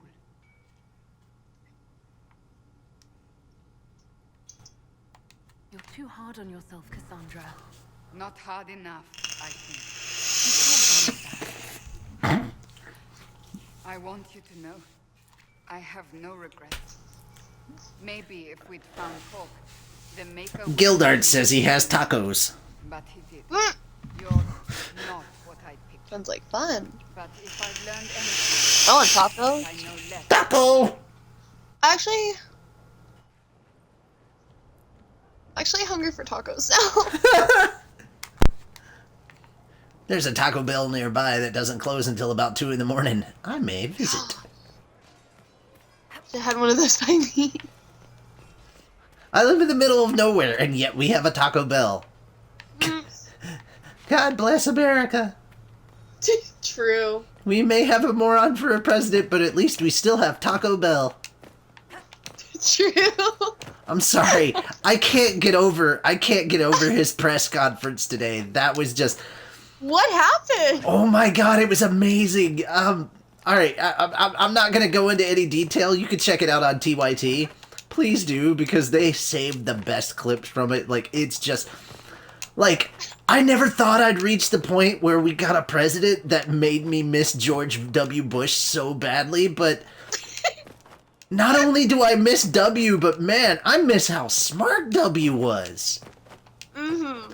Like, he may not have been the best with words, but he at least kind of knew how to do his job. Like, he didn't need all of the policies that were coming before him summarized into one page with charts and graphs. He didn't need a one-page picture book. He could at least read. Oh gosh. These are leaks from actual people working in the Trump administration that are scared to death because they're like, what the hell is going on? This is really, really important legislation that he needs to know and understand, and he's like, nope, send it to me in a coloring book.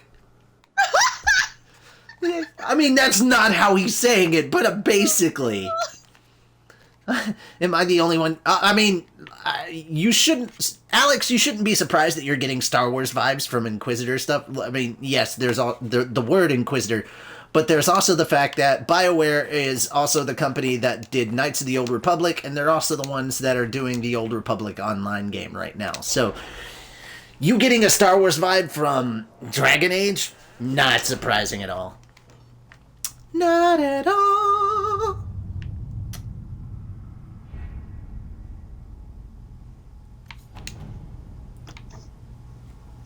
Gonna take my time. 1 second.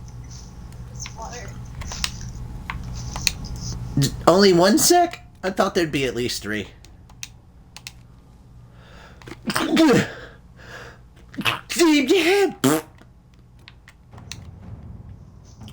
Like I said, if I sneeze hard enough, I'll start doing Tasmanian Devil just for the hell of it.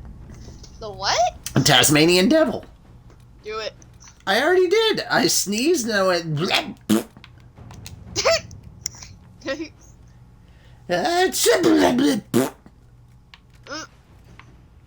That's just how it goes, man. Okay, the hunter fell. Stop the war between...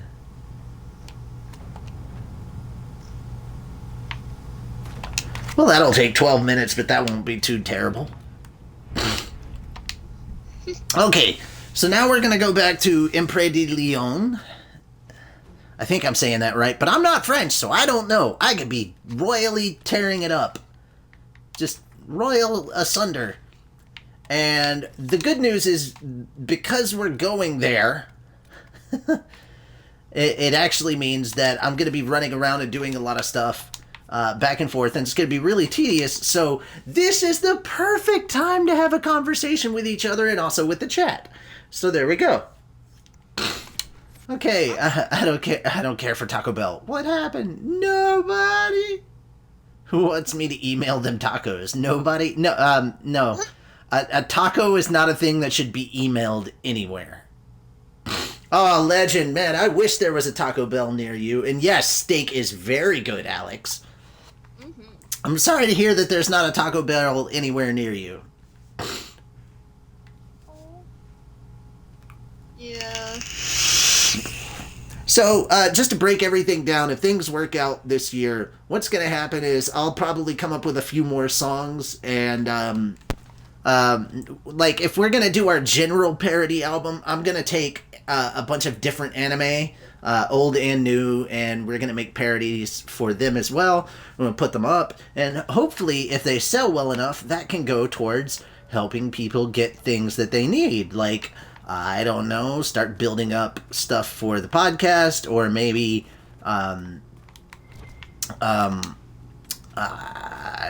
getting passports for people who want to go on a Japan trip and put all that stuff up on the podcast. Like, that's one of the things I'd really love to do, is actually go to Japan and go with, I mean, the major reason why I wanted to go with Naru was, I mean, she majored in Japanese, for goodness sake, so she could officially be our translator as well, and that would have been great.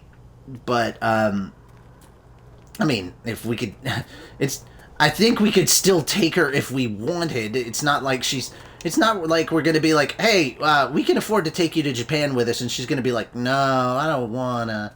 Like, she would most likely go. And I mean, knowing that there'd be work. Yang's egging out with her wangs out. She has a disarming person. Okay, you know what? That's the other thing that I really needed to bring you in for, Celeste. They started a pun party, and it was the perfect party for you. That is beautiful. Yeah. Ain't no party like a pun party. Hey, question. So, my friend and I were talking about our feelings about Volume 4 earlier today. What do you think about overall Volume 4? Overall, I liked it. Yeah, my one friend was saying, it felt a little forced to her. Some of the stuff felt a little forced. To me, I thought it was actually pretty good. I do feel like it was rushed in some parts, but it felt like overall, I think it did pretty well. It felt like a couple of plot lines were a little bit too fast. But I mean, considering that you have to take and push all of that into 12 episodes, and they're not like a traditional television show that would have like 23 episodes and stuff, like that's just ridiculous. Like, no, that was never gonna happen. And okay, I'm not gonna touch your pyramid. The thing said, don't touch his pyramid, and I'm like, I won't do guess it. Leave the it alone. people that think it went a little fast could just call it Volume Forced. I tried! I was making a bunch of Winnie the Pooh jokes earlier because I was getting attacked by a bear. And so I said there were a lot of Pooh jokes, and Pooh jokes are always fun to do. Like, I was saying stuff like, quit being such a bother! and no one's gonna call you honey! You know, things... Oh my god! That is beautiful. Oh my god! Ask Kanga what happens when you mess with me! You will rue the day! That is so beautiful! Oh my god. There it is. Okay. Oh, man. How's your arm, Mr. Bear? I shot you with an arrow. Is it Eeyore? I'm now coming up with them on the fly. It was... Oh, all of my puns are unbearable. Maybe that should be my attack. It's like... Just pull back the string on the bow and you're just like... Like... The bear's just like, did that fucker just say a Pooh character's name at me in his attack? Damn right I did. And just to clarify, yes, I did just use the word fucker as Shaggy. Deal with it.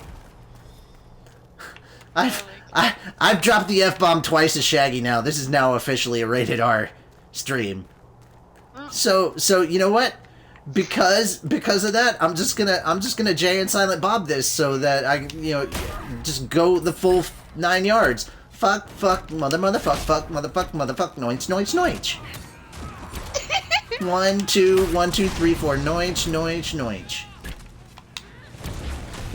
I mean, if you think that I have never visited Colorado and partaken in any of their hunger products, you are sadly mistaken.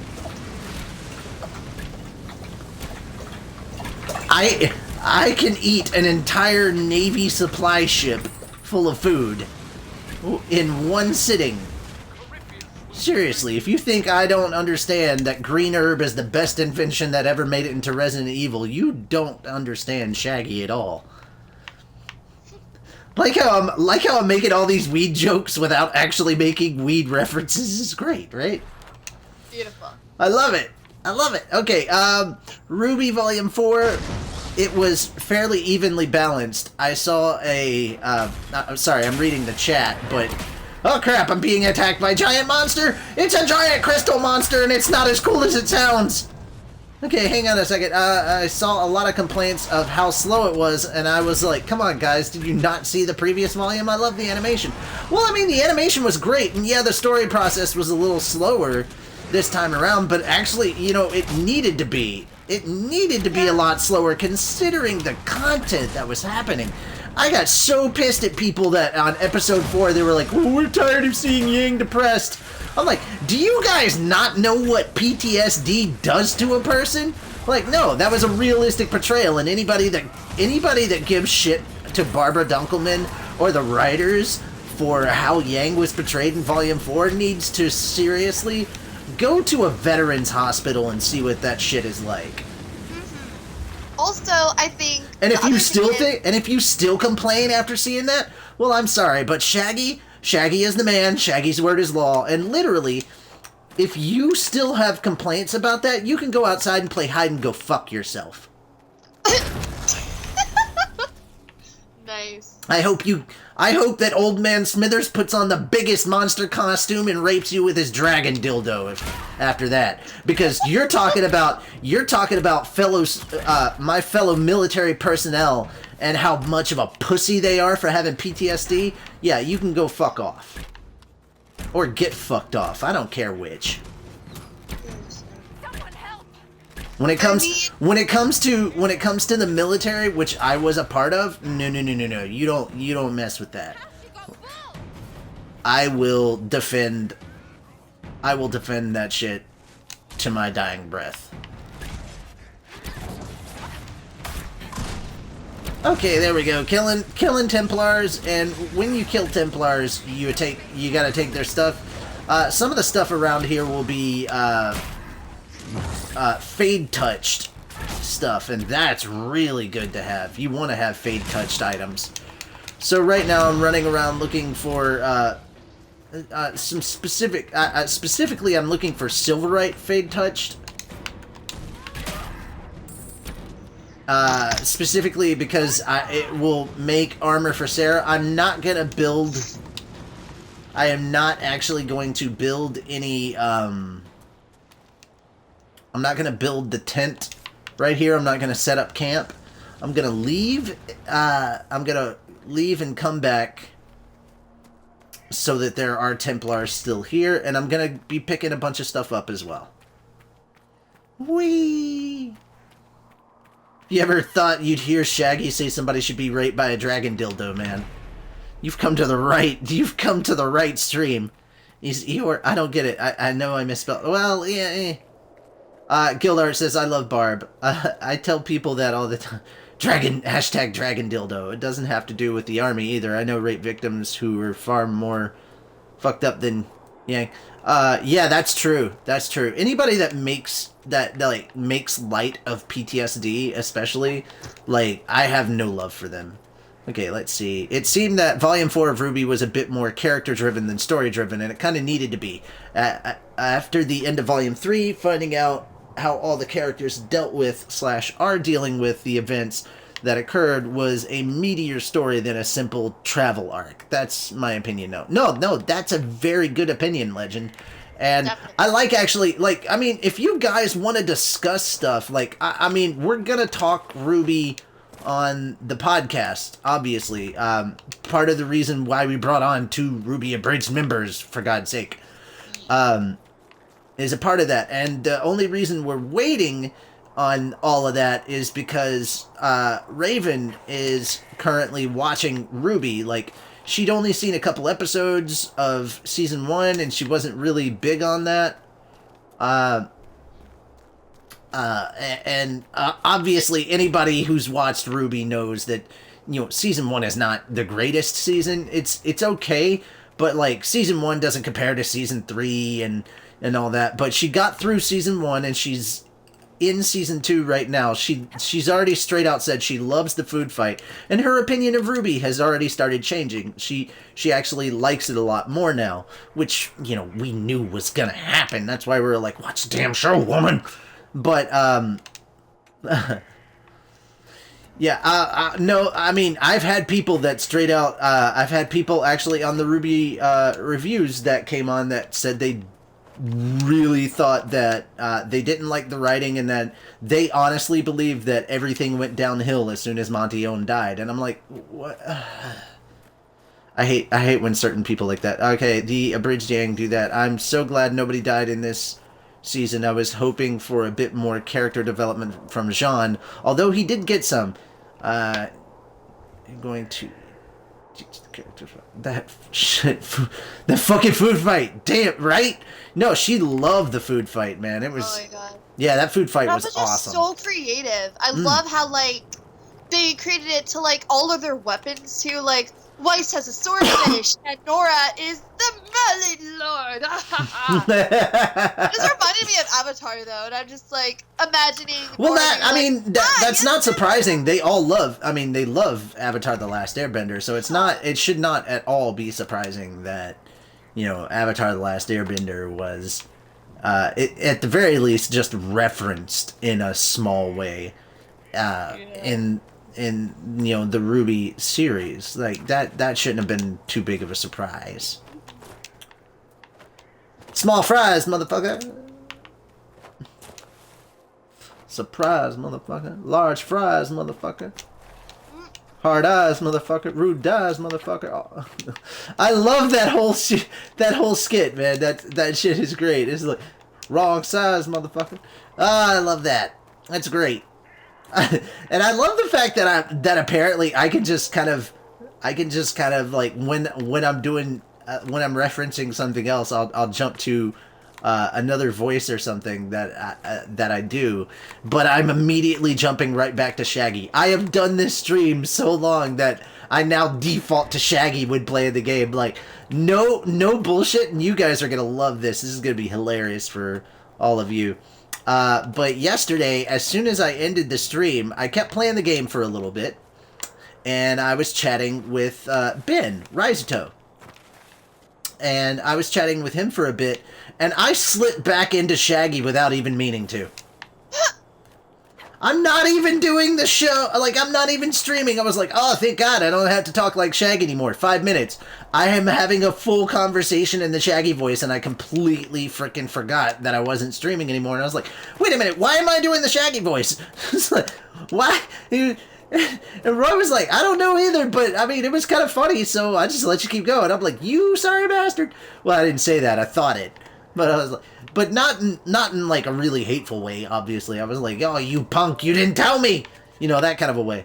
So yeah, there's that, and I think I've mined and found all the stuff that I can for this area. Ooh, outside of that, I'm not touching that.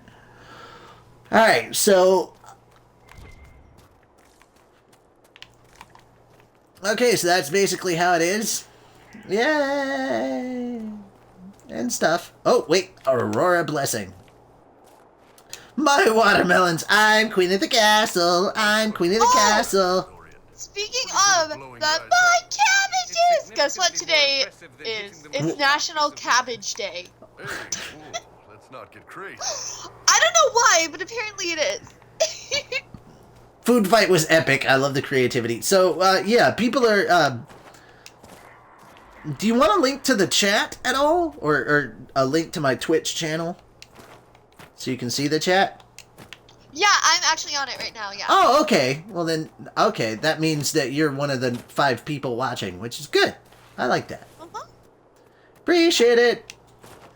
I mean, I'm not doing anything overly important at the moment, but, you know, I appreciate all the viewership I can get. And if you guys want to leave a follow, just so you know, if you follow me, and I apologize if I don't respond back to when you guys follow me, because I'm not looking at my PC, so I don't actually see you following me. But I do have, like, messages and stuff that pop up. I have GIFs that pop up, and then, like, I recorded myself doing the Shaggy voice where I say, like, welcome to Mystery Inc., man. Like, there's a monster right behind me, isn't there? Like, there's a monster right behind me, isn't there? Like, my voice gets really, really high in the Shaggy voice. Like, there's a monster right behind me, isn't there?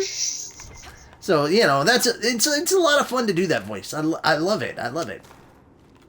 Like, there's a ghost right behind me, isn't there? It's such a sing-song thing, and if you don't think about it, you know, there's a lot of people that can do a rather convincing Shaggy voice, but they don't do any of the Shaggy inflections. They're just like, I'm Shaggy, and I'm like, that's great, but you've got to be up and down and all over the place, and you've got to figure out how Shaggy would talk if he was saying some of the things that you would say. So how would Shaggy's normal conversational voice be? And that's why it took me so long to actually start streaming regularly, because I couldn't figure out which Shaggy voice I should be doing. You know? What Shaggy should sound like for different situations and stuff. Oh hey, level 15! It's about time! I love that they're like, hold on, Bull, and I'm like, hold on to what? He's fine. You can calm your tits, woman. And she has tits, so I can say that. Alright, calm your tits, or as they say in Hellsing Ultimate, contain the calamity that is your memories. I love that. That was great. He's like, contain the calamity that is your memories, and I'm like, I understood that reference. He basically just told her to calm her tits. That's priceless.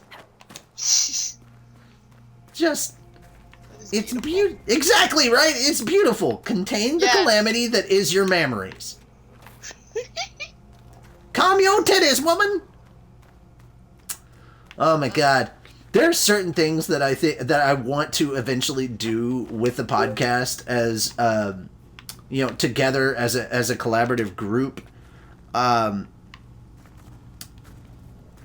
mean, there's certain things I think would be fun for everybody involved, for all of us to do, and just checking out different things and stuff. And I just realized that I wasn't being specific, and now it sounds like I was trying to do an invite to an orgy, and that was not where I was going. So, that having been said, there are certain shows that I would love to watch with everybody. And no, I'm not talking about porn, you sick bastards! But, no, like, well, actually, one of them would just be Django Unchained. I think that would be absolutely fantastic to just watch with everybody, because of some of the phrases that get said in there, and, you know, explosions be damned, you know. I love that. Have you seen Django Unchained? Oh, I haven't, but I've heard of it. I count 6 shots, nigga. I count 2 guns, nigga. I love it because it takes place. It's one of, honestly, Leonardo DiCaprio's greatest performances, and he's a villain in this. And there's a scene that got shot, and in this scene, Leonardo DiCaprio actually cuts his hand on accident. His hand gets cut, and he just keeps the scene going, and he ends up wiping, like he just makes that add to the scene and empower the whole scene, and it's just freaking fantastic, man. Okay, I'm gonna leave and come back that way. So that was actually the oh wait, I'm gonna see if I can find this logging stand real quick. Never mind. Logging stand. And then I'll leave and come back after the logging stand. Because you never can have enough logging stands. You always need more. Gotta do the Shaggy fluctuations. Exactly. There is a level of... There is a level of class to doing the voice of Norval Rogers.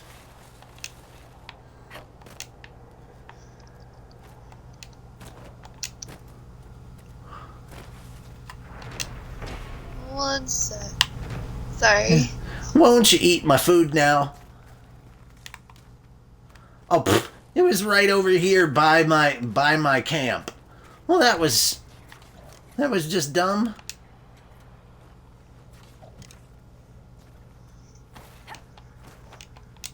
Won't you be my neighbor?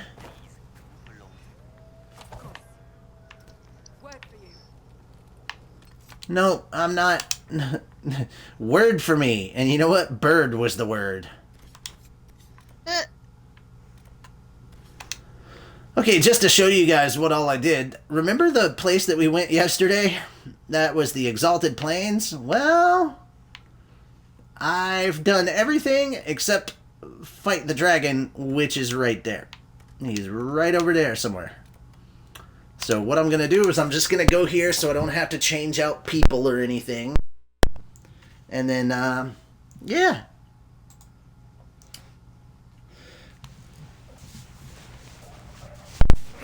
So yeah, Celeste, kind of hanging out so that people won't get bored watching me do the same stuff over and over and over, and because I'm going to be farming.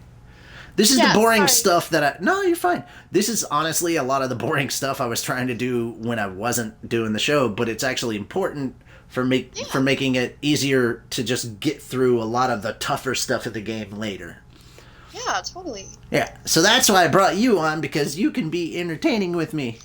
Sure. If I'm being a little quiet from time to time, the thing is that I'm actually working on cosplay stuff. Like I said, because, you know, my con's next month. That's exciting. So it's like, I'm sorry if I get, like, quiet on and off. So just a heads up. It's like, Lucy, you're way too quiet.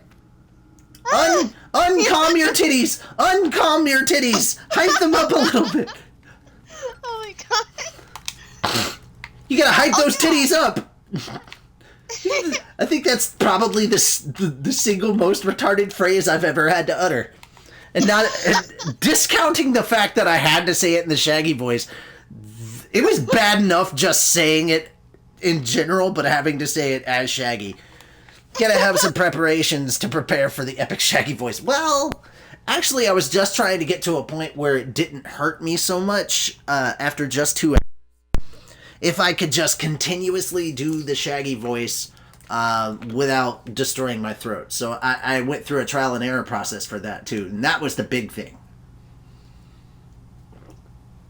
Nice. Yeah.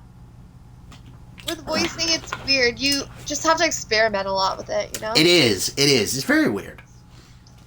There's a Pokemon in my house. There are seriously at least 5 projects that I've turned down because of stuff like that. Where I've had directors that weren't specific enough about what voice that they wanted to use, and then they were completely surprised when I was like, well, this will take me about a week to develop all this stuff and get it to the point that it's a habit and I can just do it like that. And they're like, these are people that haven't really gotten into the professional side of voiceover. Yeah. And they only know me from abridging stuff. They don't know me from, like, actually going to workshops and doing a lot of different stuff with voiceover. Well, I don't go to workshops, unfortunately. I'm stuck in the middle of nowhere. All my workshops are online. But you can still get just as much information and talk with those people. And so one of the big things that I do is, you know, I actually put in a lot of time and thought into any voice that I do.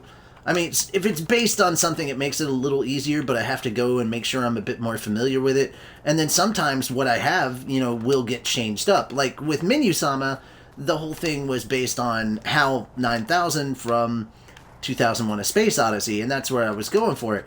And at one point, you know, Tony wanted me to, like, get a bit more aggressive with that voice. So instead of talking like this, I'd go, Dave. And I'm like, but that's not HAL 9000. But that's fine, because, I mean, the character is Menu, not actually HAL. It's just based on HAL. Like, the personality is based on HAL, so it's not going to be 100% authentic. And if you're looking for something 100% authentic, it's going to be ridiculous too. But we worked on bringing that character, and anytime that I'm writing, there's a lot more details that generally the actor will know about the character than will actually come out to the audience. Like, I will actually put together an entire background for a character about, alright, this is who they are, this is why they're like that, and this is why they act the way that they do, you know, because everything has a cause and effect. And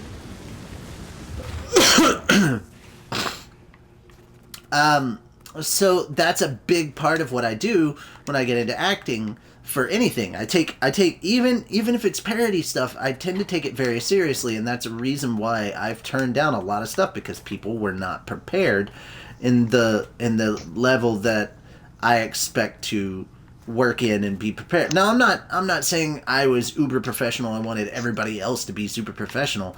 It's just that there's a certain level of effort that is expected, and you can't just like grab a person because you know they can do different voices and then just snap your fingers and they just do what you want. Like if you're looking for if you're looking for something that if you snap your fingers they obey, get a fucking dog. Don't go looking for a voice actor, just get a fucking dog. All right, since y'all are picking up Ruby for the abridged, will y'all be doing Chibi, Ruby Chibi? That is a good question, and one that Walker should answer. Yeah. Your voice will become the Shaggy voice permanently. No, it will not. If my voice were to become the Shaggy voice, I would start doing Top 40 Radio. Does anybody know why I'd start doing Top 40 Radio? Because the original voice of Shaggy was voiced by Casey Kasem. I'm Casey Kasem, now on with the countdown. This was the #1 hit back in 1985. You know, that stuff. Now I can never look at Dave's the same. Dave! That's the thing that you should just do the entire time. It's great. It's fun. Good times. Alright, here's an update to Log Horizon that, I've only got 4 people on here, so I feel comfortable. Like, it's not going to go uber public. And don't just go suddenly on social media. I doubt you will, but, I've known stupid people that will do this. But don't just jump suddenly onto social media. This is for your ears, not for the major public. But basically, on Log Horizon Abridged, this isn't new information because I posted this on Reddit. If you follow me on Twitter, you'll see the Reddit post.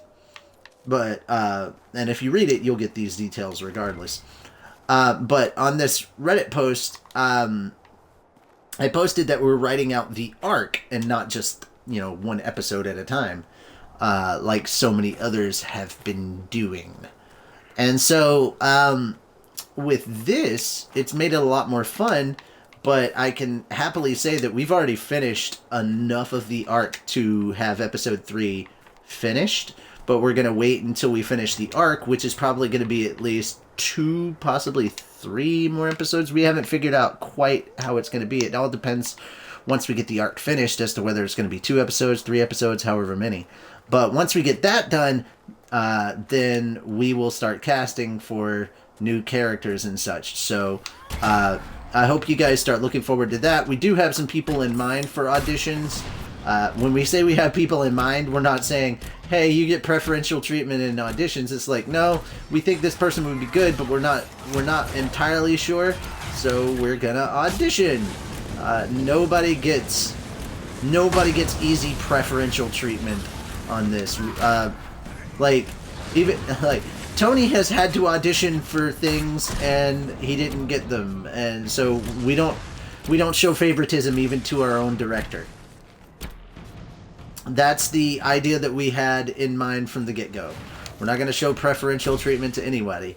The only reason I ended up getting Menu-sama is because every time we kept doing the cold reads and I was doing the menu voice, Tony could no longer picture anyone else doing it. So technically I auditioned without meaning to. But it was a lot of fun. And the #1 thing I had to worry about was with episode 2, because I knew I was Menu-sama. It was very different from episode 1, where I was writing this thing out without ever realizing that, without knowing that I was portraying a character, and then I get over to here. I get over to episode 2 and now I suddenly have a character, so now I have to be a little more wary and a bit more careful when I'm writing my own character's dialogue, because I don't want it to seem like I gave my character a lot of dialogue because he was my character and I'm the writer. I don't want to give myself preferential treatment. I want to write a story that makes sense. Like, the character would say this thing because this character did that, or You know, I want it to feel natural in the writing. So that's another thing that you really have to worry about. I think I'm gonna end up turning my streams into a writing, like a behind the scenes writing thing, because I never really get to talk about writing stuff in the behind the scenes for Log Horizon. So I mean, if we get to the point where I'm able to, then I'll talk about it there. If not, then this will become the place where I talk about writing. But I feel like writers in a bridge series aren't really talked about enough. And, like, if you don't have writing, the rest of the bridge series isn't going to work to begin with. There's been plenty of flops that had great work everywhere else, but because the writing was so bad, it didn't please anyone. I don't post exclusive things that isn't supposed to be posted without the person's acceptance. Oh, there you go. So you got a little tidbit of behind the scenes that nobody else is going to get on that one. I love writing. I'm writing some of my own stuff, fanfiction. Yeah. And apparently there's fanfiction that Tony wants to read for Log Horizon, or specifically Log Horizon Abridged. And while it's a good idea, I unfortunately don't have the time to do that between streaming and freaking writing for all the things that I have to write for. I do more writing than I do anything else. I'm writing for Fairy Tale Abridgment. I'm writing for freaking Log Horizon 2 OTP manga series, which I gotta talk to Connor about that tonight. If I'm able to get a hold of Connor, we'll have another series ready to go, because we're basically done, and we can actually start casting for it pretty soon. That'll be nice. I'd like to cast for it. Not gonna be a lot of people, but we can have certain people go ahead and do a cold read audition. That'll be fun. Plush velvet stuffy.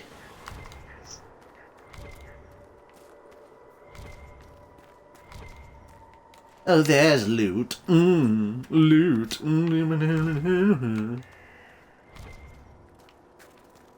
What? Loot. Okay. So, let's get some more. Ooh, Aurora Blessing.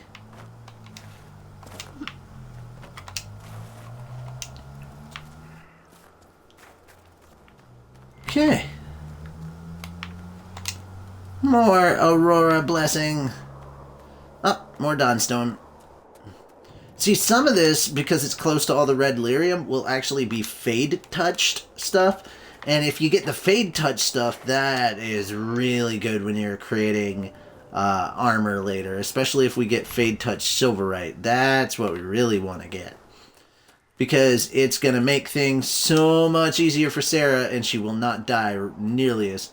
I'm actually rewriting a fanfiction because it was written really badly. The story was massively popular, so I am keeping the original up and rewriting Richie and Ali. I think it's good that you're so meticulous about what you write and how you cast.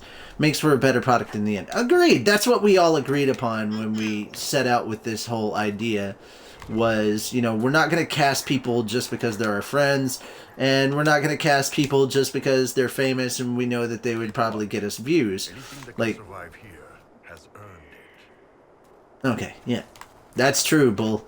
But like, you know, if we're sacrificing story for popularity, then we've already destroyed our own series.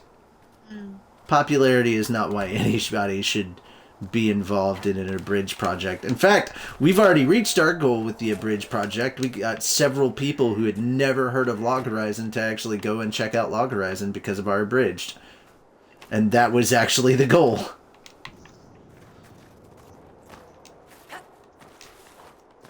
I'm gonna fall if I can't do this right. Oh, goody. That's what I love about being able to switch over to a different character, man. If you get stuck somewhere, just switch over to that character and then switch back. Like, there you go. It's just like that. And I think I switched back into my own natural voice for a second there. I'm sorry. I don't even notice myself switching back and forth between my natural voice and Shaggy anymore. That's how much I've been doing Shaggy lately.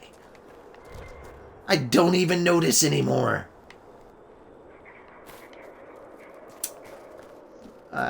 Be cool if I could get a bunch of LARPers together and put this fanfiction. Oh yeah, that'd be really cool. It's basically what we're trying to do with OTP manga. It's just we're using original story as opposed to fanfiction. You know? So good luck on that, man. It's a tough business, but that would be a lot of fun.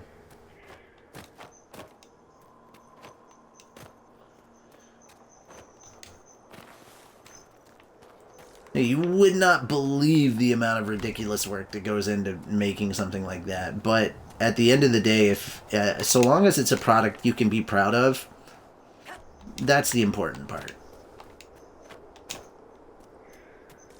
Up top. Up top! What's up top? No, okay, fine. Be that way. Yeah, bastard. Be that way.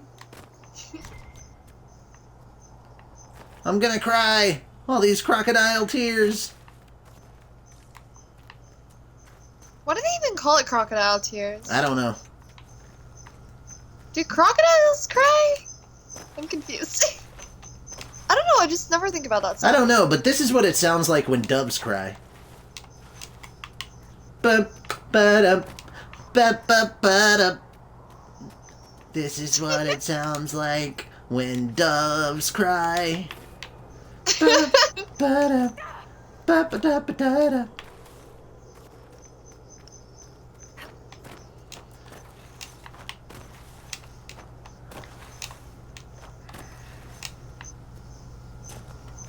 I'm a joker, I'm a poker, I'm a midnight toker. Right, Scoob? Reggie. Reggie.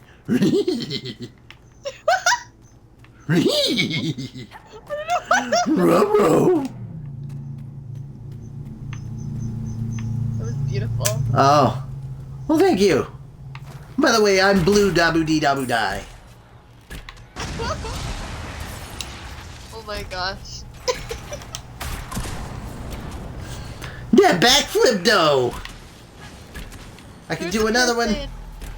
Playing Overwatch that sounded like Widowmaker, and someone asked her to sing I'm blue, but then she sang I'm purple, baba dee baba die, or whatever it was. I can't hear her voice and I'm not even attempting it, so it was cool. Well, I mean, the first step of learning to do a new voice is listening to it over and over and over until you pick up the nuances. It is a Buffy. That would be amazing. I'm such a fucking nerd. Crocs cry when you kick them in the balls. Oh, okay. Did not know that. That laugh sounds like Scooby is a midnight is a struck. Oh my god, no. It's a midnight toker. Toker, as in weed, man. Weed. Let's keep it out of the sexual innuendos and just stick with the drug ones. Those are safer. True. You sick bastards.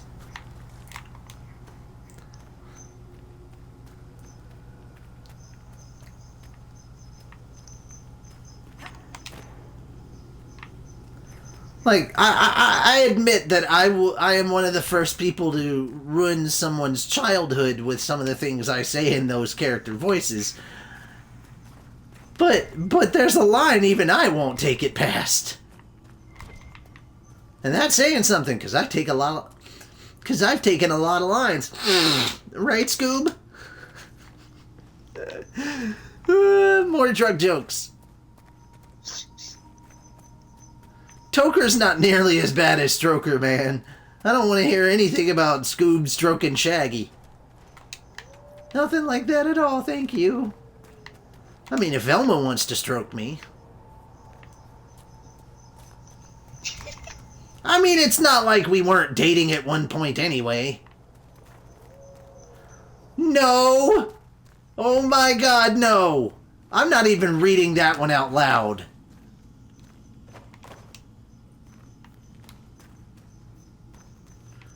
You know, I feel like this is abuse of power just because you can type things and I can read them.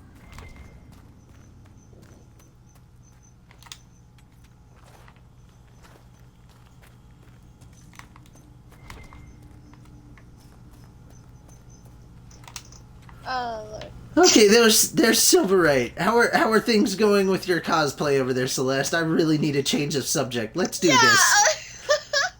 Things are going good. I don't know.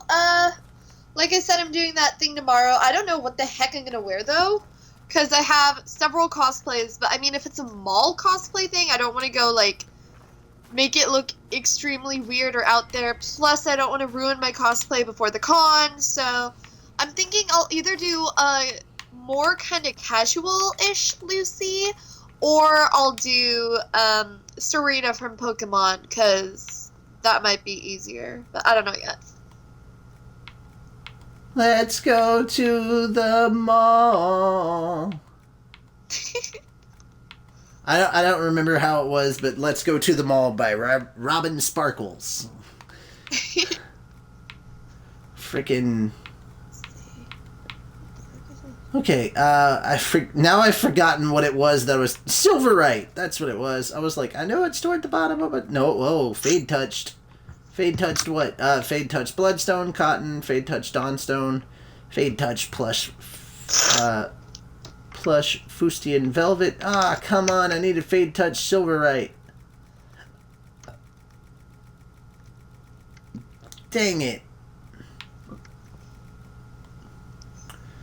I've got a good amount of Silverite, but I need Fade Touched Silverite, man. It's not exactly the easiest thing in the world to get.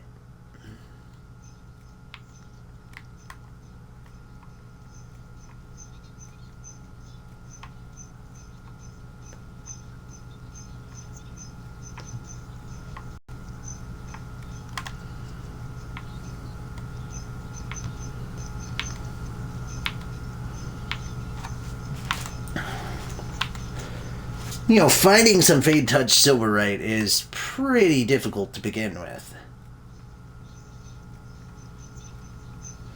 But yeah, that's the thing I need, and I need a good bit of it because I can make it for just about everybody. But it's really good for defense, guys. Really, really good for defense.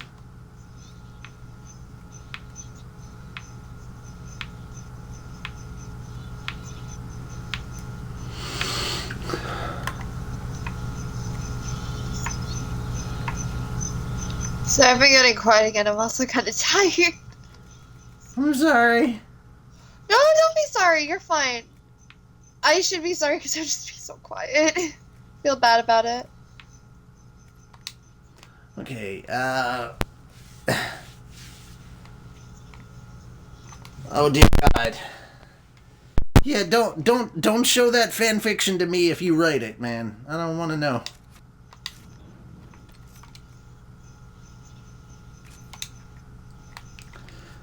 To let my dog out to get some medicine for a headache. What'd I miss? I was only gone for 5 minutes. Well, I mean, honestly, you missed... I mean, you just missed some conversation that Guildarts put out that I don't want to discuss again. Yeah. I'm more comfortable just not opening that can of worms once again. Yeah. Okay, let's move on to... No, not gonna go there. Let's go to the Western Approach. I haven't been there yet. Oh my God, no. Just don't read the chat. You'll be safe. Just don't read the chat. Ever.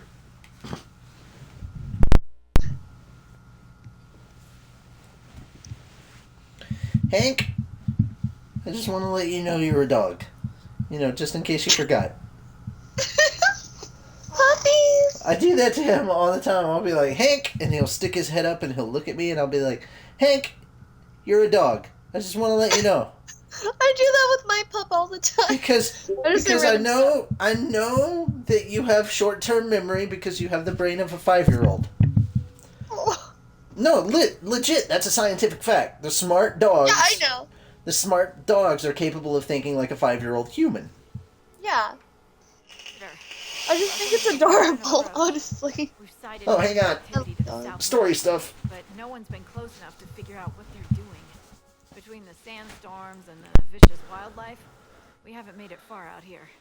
One of my men got too close to a poison hive and gave me a slightly delirious report of a high dragon flying overhead. In short, this might just be the worst place in the entire world. Be careful out there. Are you worried about me? Someone has to be. And try not to die. I don't want to deliver that report to Skyhold. We intercepted a Venatori messenger and, persuaded him to give up the orders he was carrying. We have them here. This entire place. It just feels like something's not right. Be careful. Okay, so about Erased, yeah, it's a really good series. Just the ending was a bit controversial. Some people liked it, some people very much did not. So I mean, it all depends on you, honestly, on what your preference is as far as, you know, whether you like the ending or not. But I personally thought that it was a good show. I didn't think it was a bad ending. I just thought it was a weak one.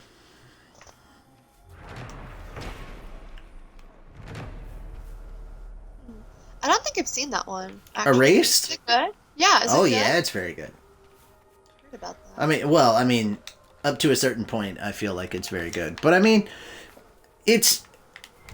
I can understand why people would think it's a controversial ending, and yet at the same time, you know, I still think it was a good ending. Like, I'm not gonna sit here and act like, oh, you know, it doesn't have its faults. But at the same time, I don't think those faults were.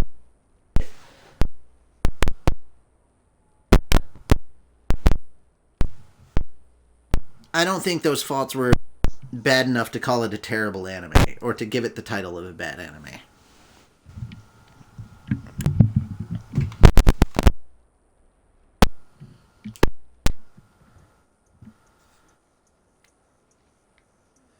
Yeah, it did have a weak ending. Good, but kind of weak, especially after the...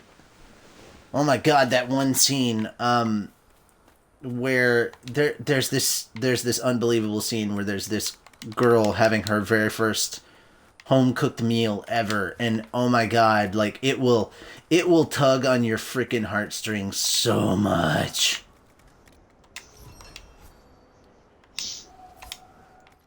I highly recommend checking it out.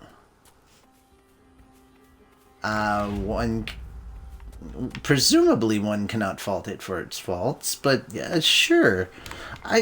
He's trying to keep the pun game going, and I'm just sitting here like, okay.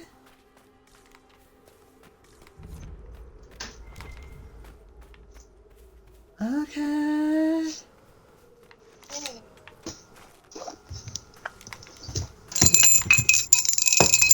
Damn, Daniel! I promise this, though, guys. I will not fight any dragons off the stream. I will always make sure that if I'm going to go fight a dragon, I will wait until it's time to stream, and then I will show you guys the dragon fights. And I've already decided that I'm taking... obviously, I'm taking Iron Bull with me for all of them. I'm probably going to take Sarah with me for one of them, but I'm probably going to go with Dorian. The Pentaghasts, which is Cassandra's family, like, they used to be known for dragon slaying, but none of them's actually slayed a dragon in a long time. And I like Cassandra, so I want her to actually slay a dragon because she ran away from her family because she doesn't want any of that royal birthright bullshit. So I just think it'd be hilarious if the person who doesn't give a damn about the whole dragon slaying lineage is the one that goes out there and slays a dragon, and then everybody's like all jealous.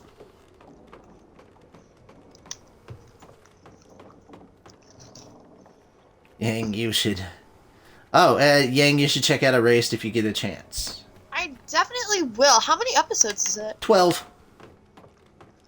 I can probably finish that by tomorrow. Yeah, it's a pretty short series. Mm-hmm. Speaking of which, hang on. Where is... I gotta refresh my Crunchyroll real quick. Oh, come on. There we go. Refresh, refresh, refresh, refresh, refresh. Oh, so somebody's watching the new Blue Exorcist.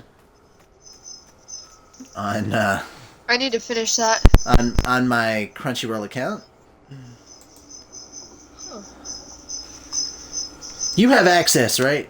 Like, I made sure that you had access to the group account. Yeah. Okay. Just making sure. Just making sure. Let's see. Nope. Okay, the most recent episode of RWBY was episode 3 of volume 2. Okay, so, Carla has not watched any new episodes of RWBY. But, she went through a whole season in, like, a day, so... That's impressive. Well, it's not that difficult to do. RWBY's not exactly an exceptionally long series. I know, but still. But, I mean, she's like, it won't take me long. And I'm like, honey, we're waiting on you, and it don't take long to get through this series. So I'm kind of like, you should be done in 4 days. You can do a volume a day. It's not that terrible. I mean, I think it's pretty good, because, I mean, I don't know if she's busy or anything, but also, you know, if she just kind of stopped it and now she's getting back into it, sort of thing, you know? Right. Well, at the very least, I want her to get to Dance Infiltration. Definitely. Because that's the best, because Jean in a dress. Yes! An Ark never goes back on his word.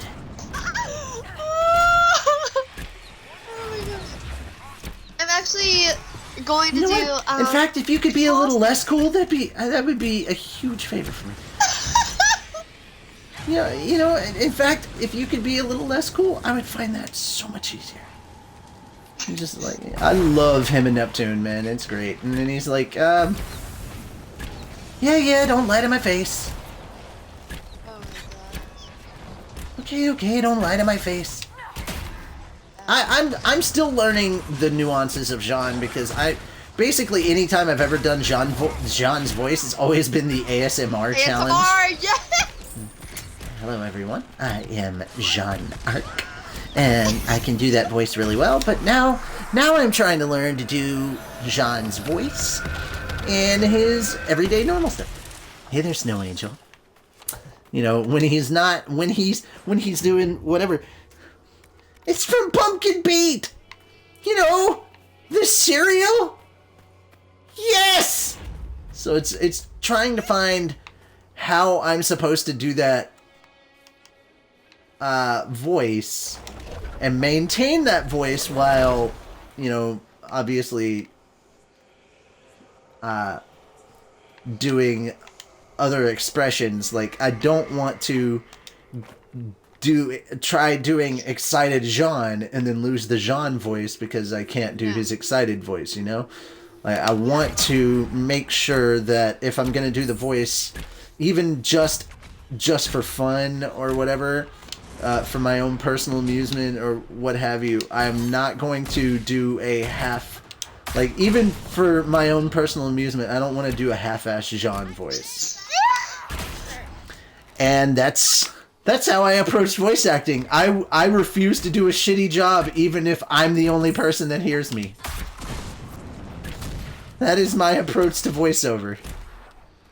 And honestly, I think a lot of more... One cannot see RWBY without seeing Dance Infiltration. Right? Yeah. Thank you. Yeah. I love all the dialogue that's between the characters. I also love... so I see you're hanging out by the the punch bowl as well. Yep. True. To the socially awkward. That part was just so relatable.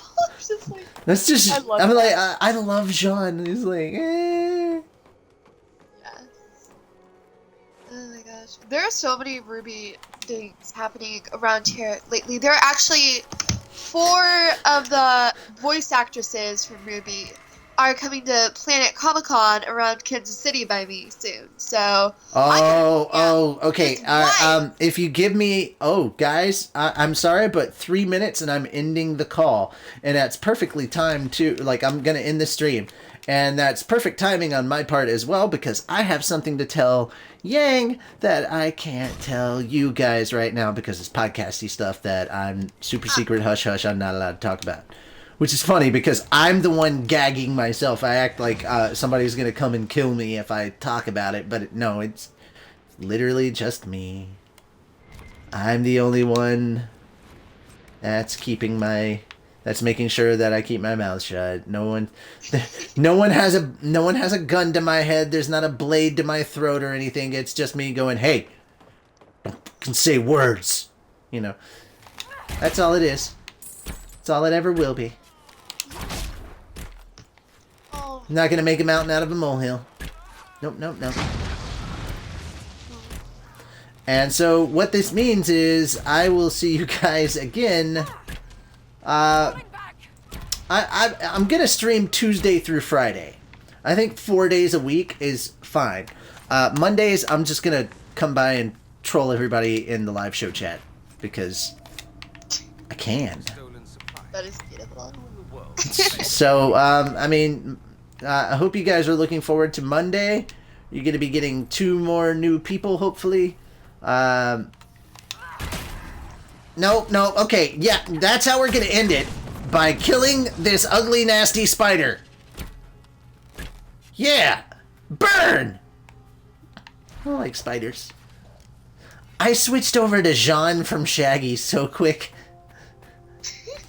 Like I was doing Shaggy for a while there, and then all of a sudden I went from Shaggy and I turned into Jean.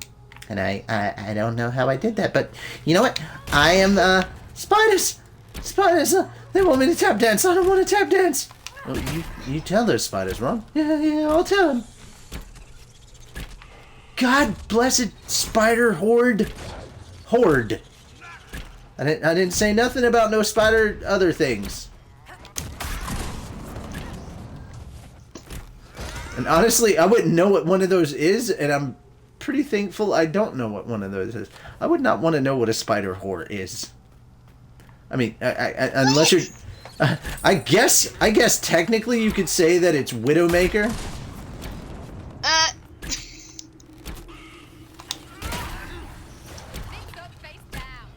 Okay. It is... Ladies and gentlemen, it is now 11 o'clock, and it is time for the ASMR challenge. Okay, so if I'm going to do that, if I'm going to sign off from this show with an ASMR challenge done by our very lovely and wonderful Jean Arc, I'm going to have to get a little closer to the mic. And we're going to have to... Things are going to get a little more... you know what? I think it's safe to call it intimate. Things are going to get a little more intimate. So, that having been said, let me go ahead and save right here.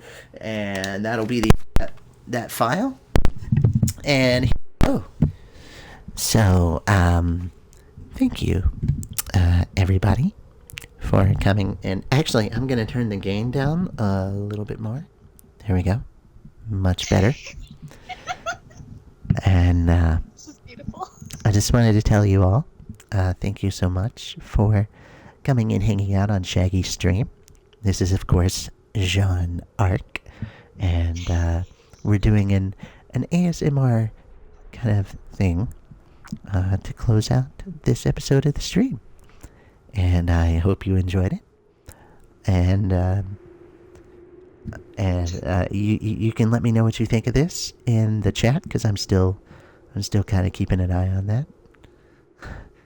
Well, I Alex actually said, "Come troll us, Richie," and now I'm doing it. Happy to hang out with Richie, Shaggy, Jean. Well, thank you, Legend. I really appreciate that. And so, what I'm gonna do now is we're gonna. Oh dear Lord! There we go. Okay, we're gonna do something a little crazy here, and I'm gonna see if we can just find a pleasing sound. So, I'm gonna maybe the dog, just kind of breathing. So let's see if we can get a little ASMR from Hanky the Bark Bark.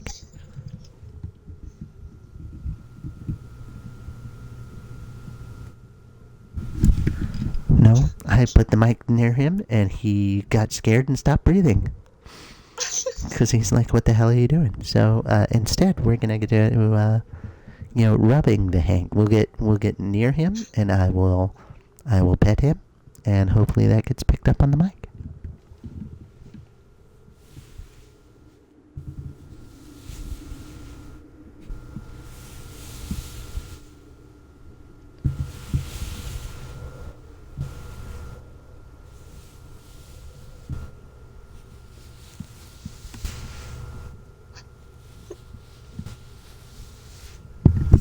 So I hope you've enjoyed this little ASMR audio from your friendly Jean Arc.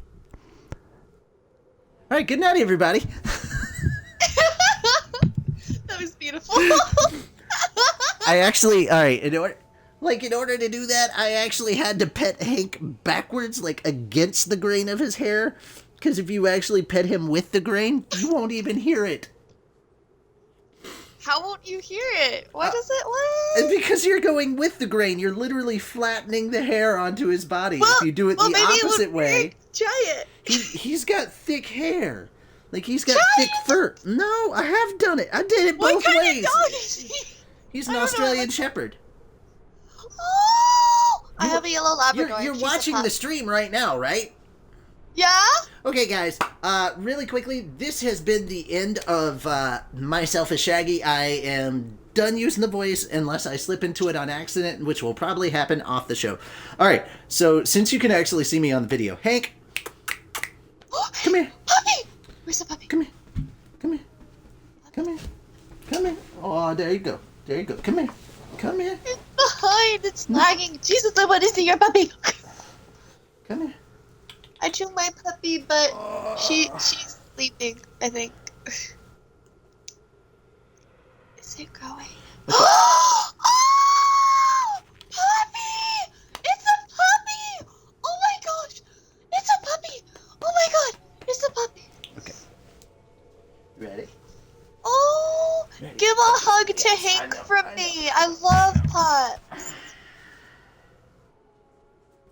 It's a puppy! Oh my god! It's a puppy! Oh my gosh, it's a puppy! Oh, puppy! Oh. I'm sorry, buddy. I didn't know I was holding you on a bad spot. Oh! I'm sorry, buddy. Hank, you okay? I'm gonna cry. Hank is so cute. He's very cute. I was just trying to get him on the camera. Alright, so... I apologize for that, and I'm sorry, Hank. I did not think that was hurting you. Normally, he never makes a noise. I never know if he's actually hurting or not. Alright, so that having been said, this is the last episode until Tuesday, guys. Yeah. I've got work to do over the weekend and all sorts of other stuff. So that having been said, good night, everybody. Thank you guys so much for watching, and I will see you guys again on Tuesday at 8 p.m. Central Time. If you missed any part of this episode, you can come back and rewatch it at any time on my YouTube channel. Unfortunately, my Twitch will only hold a certain amount. Once I get to a certain level of viewers or followers, I will actually be putting up my donate thing so that money, I can actually have money to, continue living or send to other projects that could desperately use it. I'm actually going to not be... The reason I saved is because I'm not going to be doing...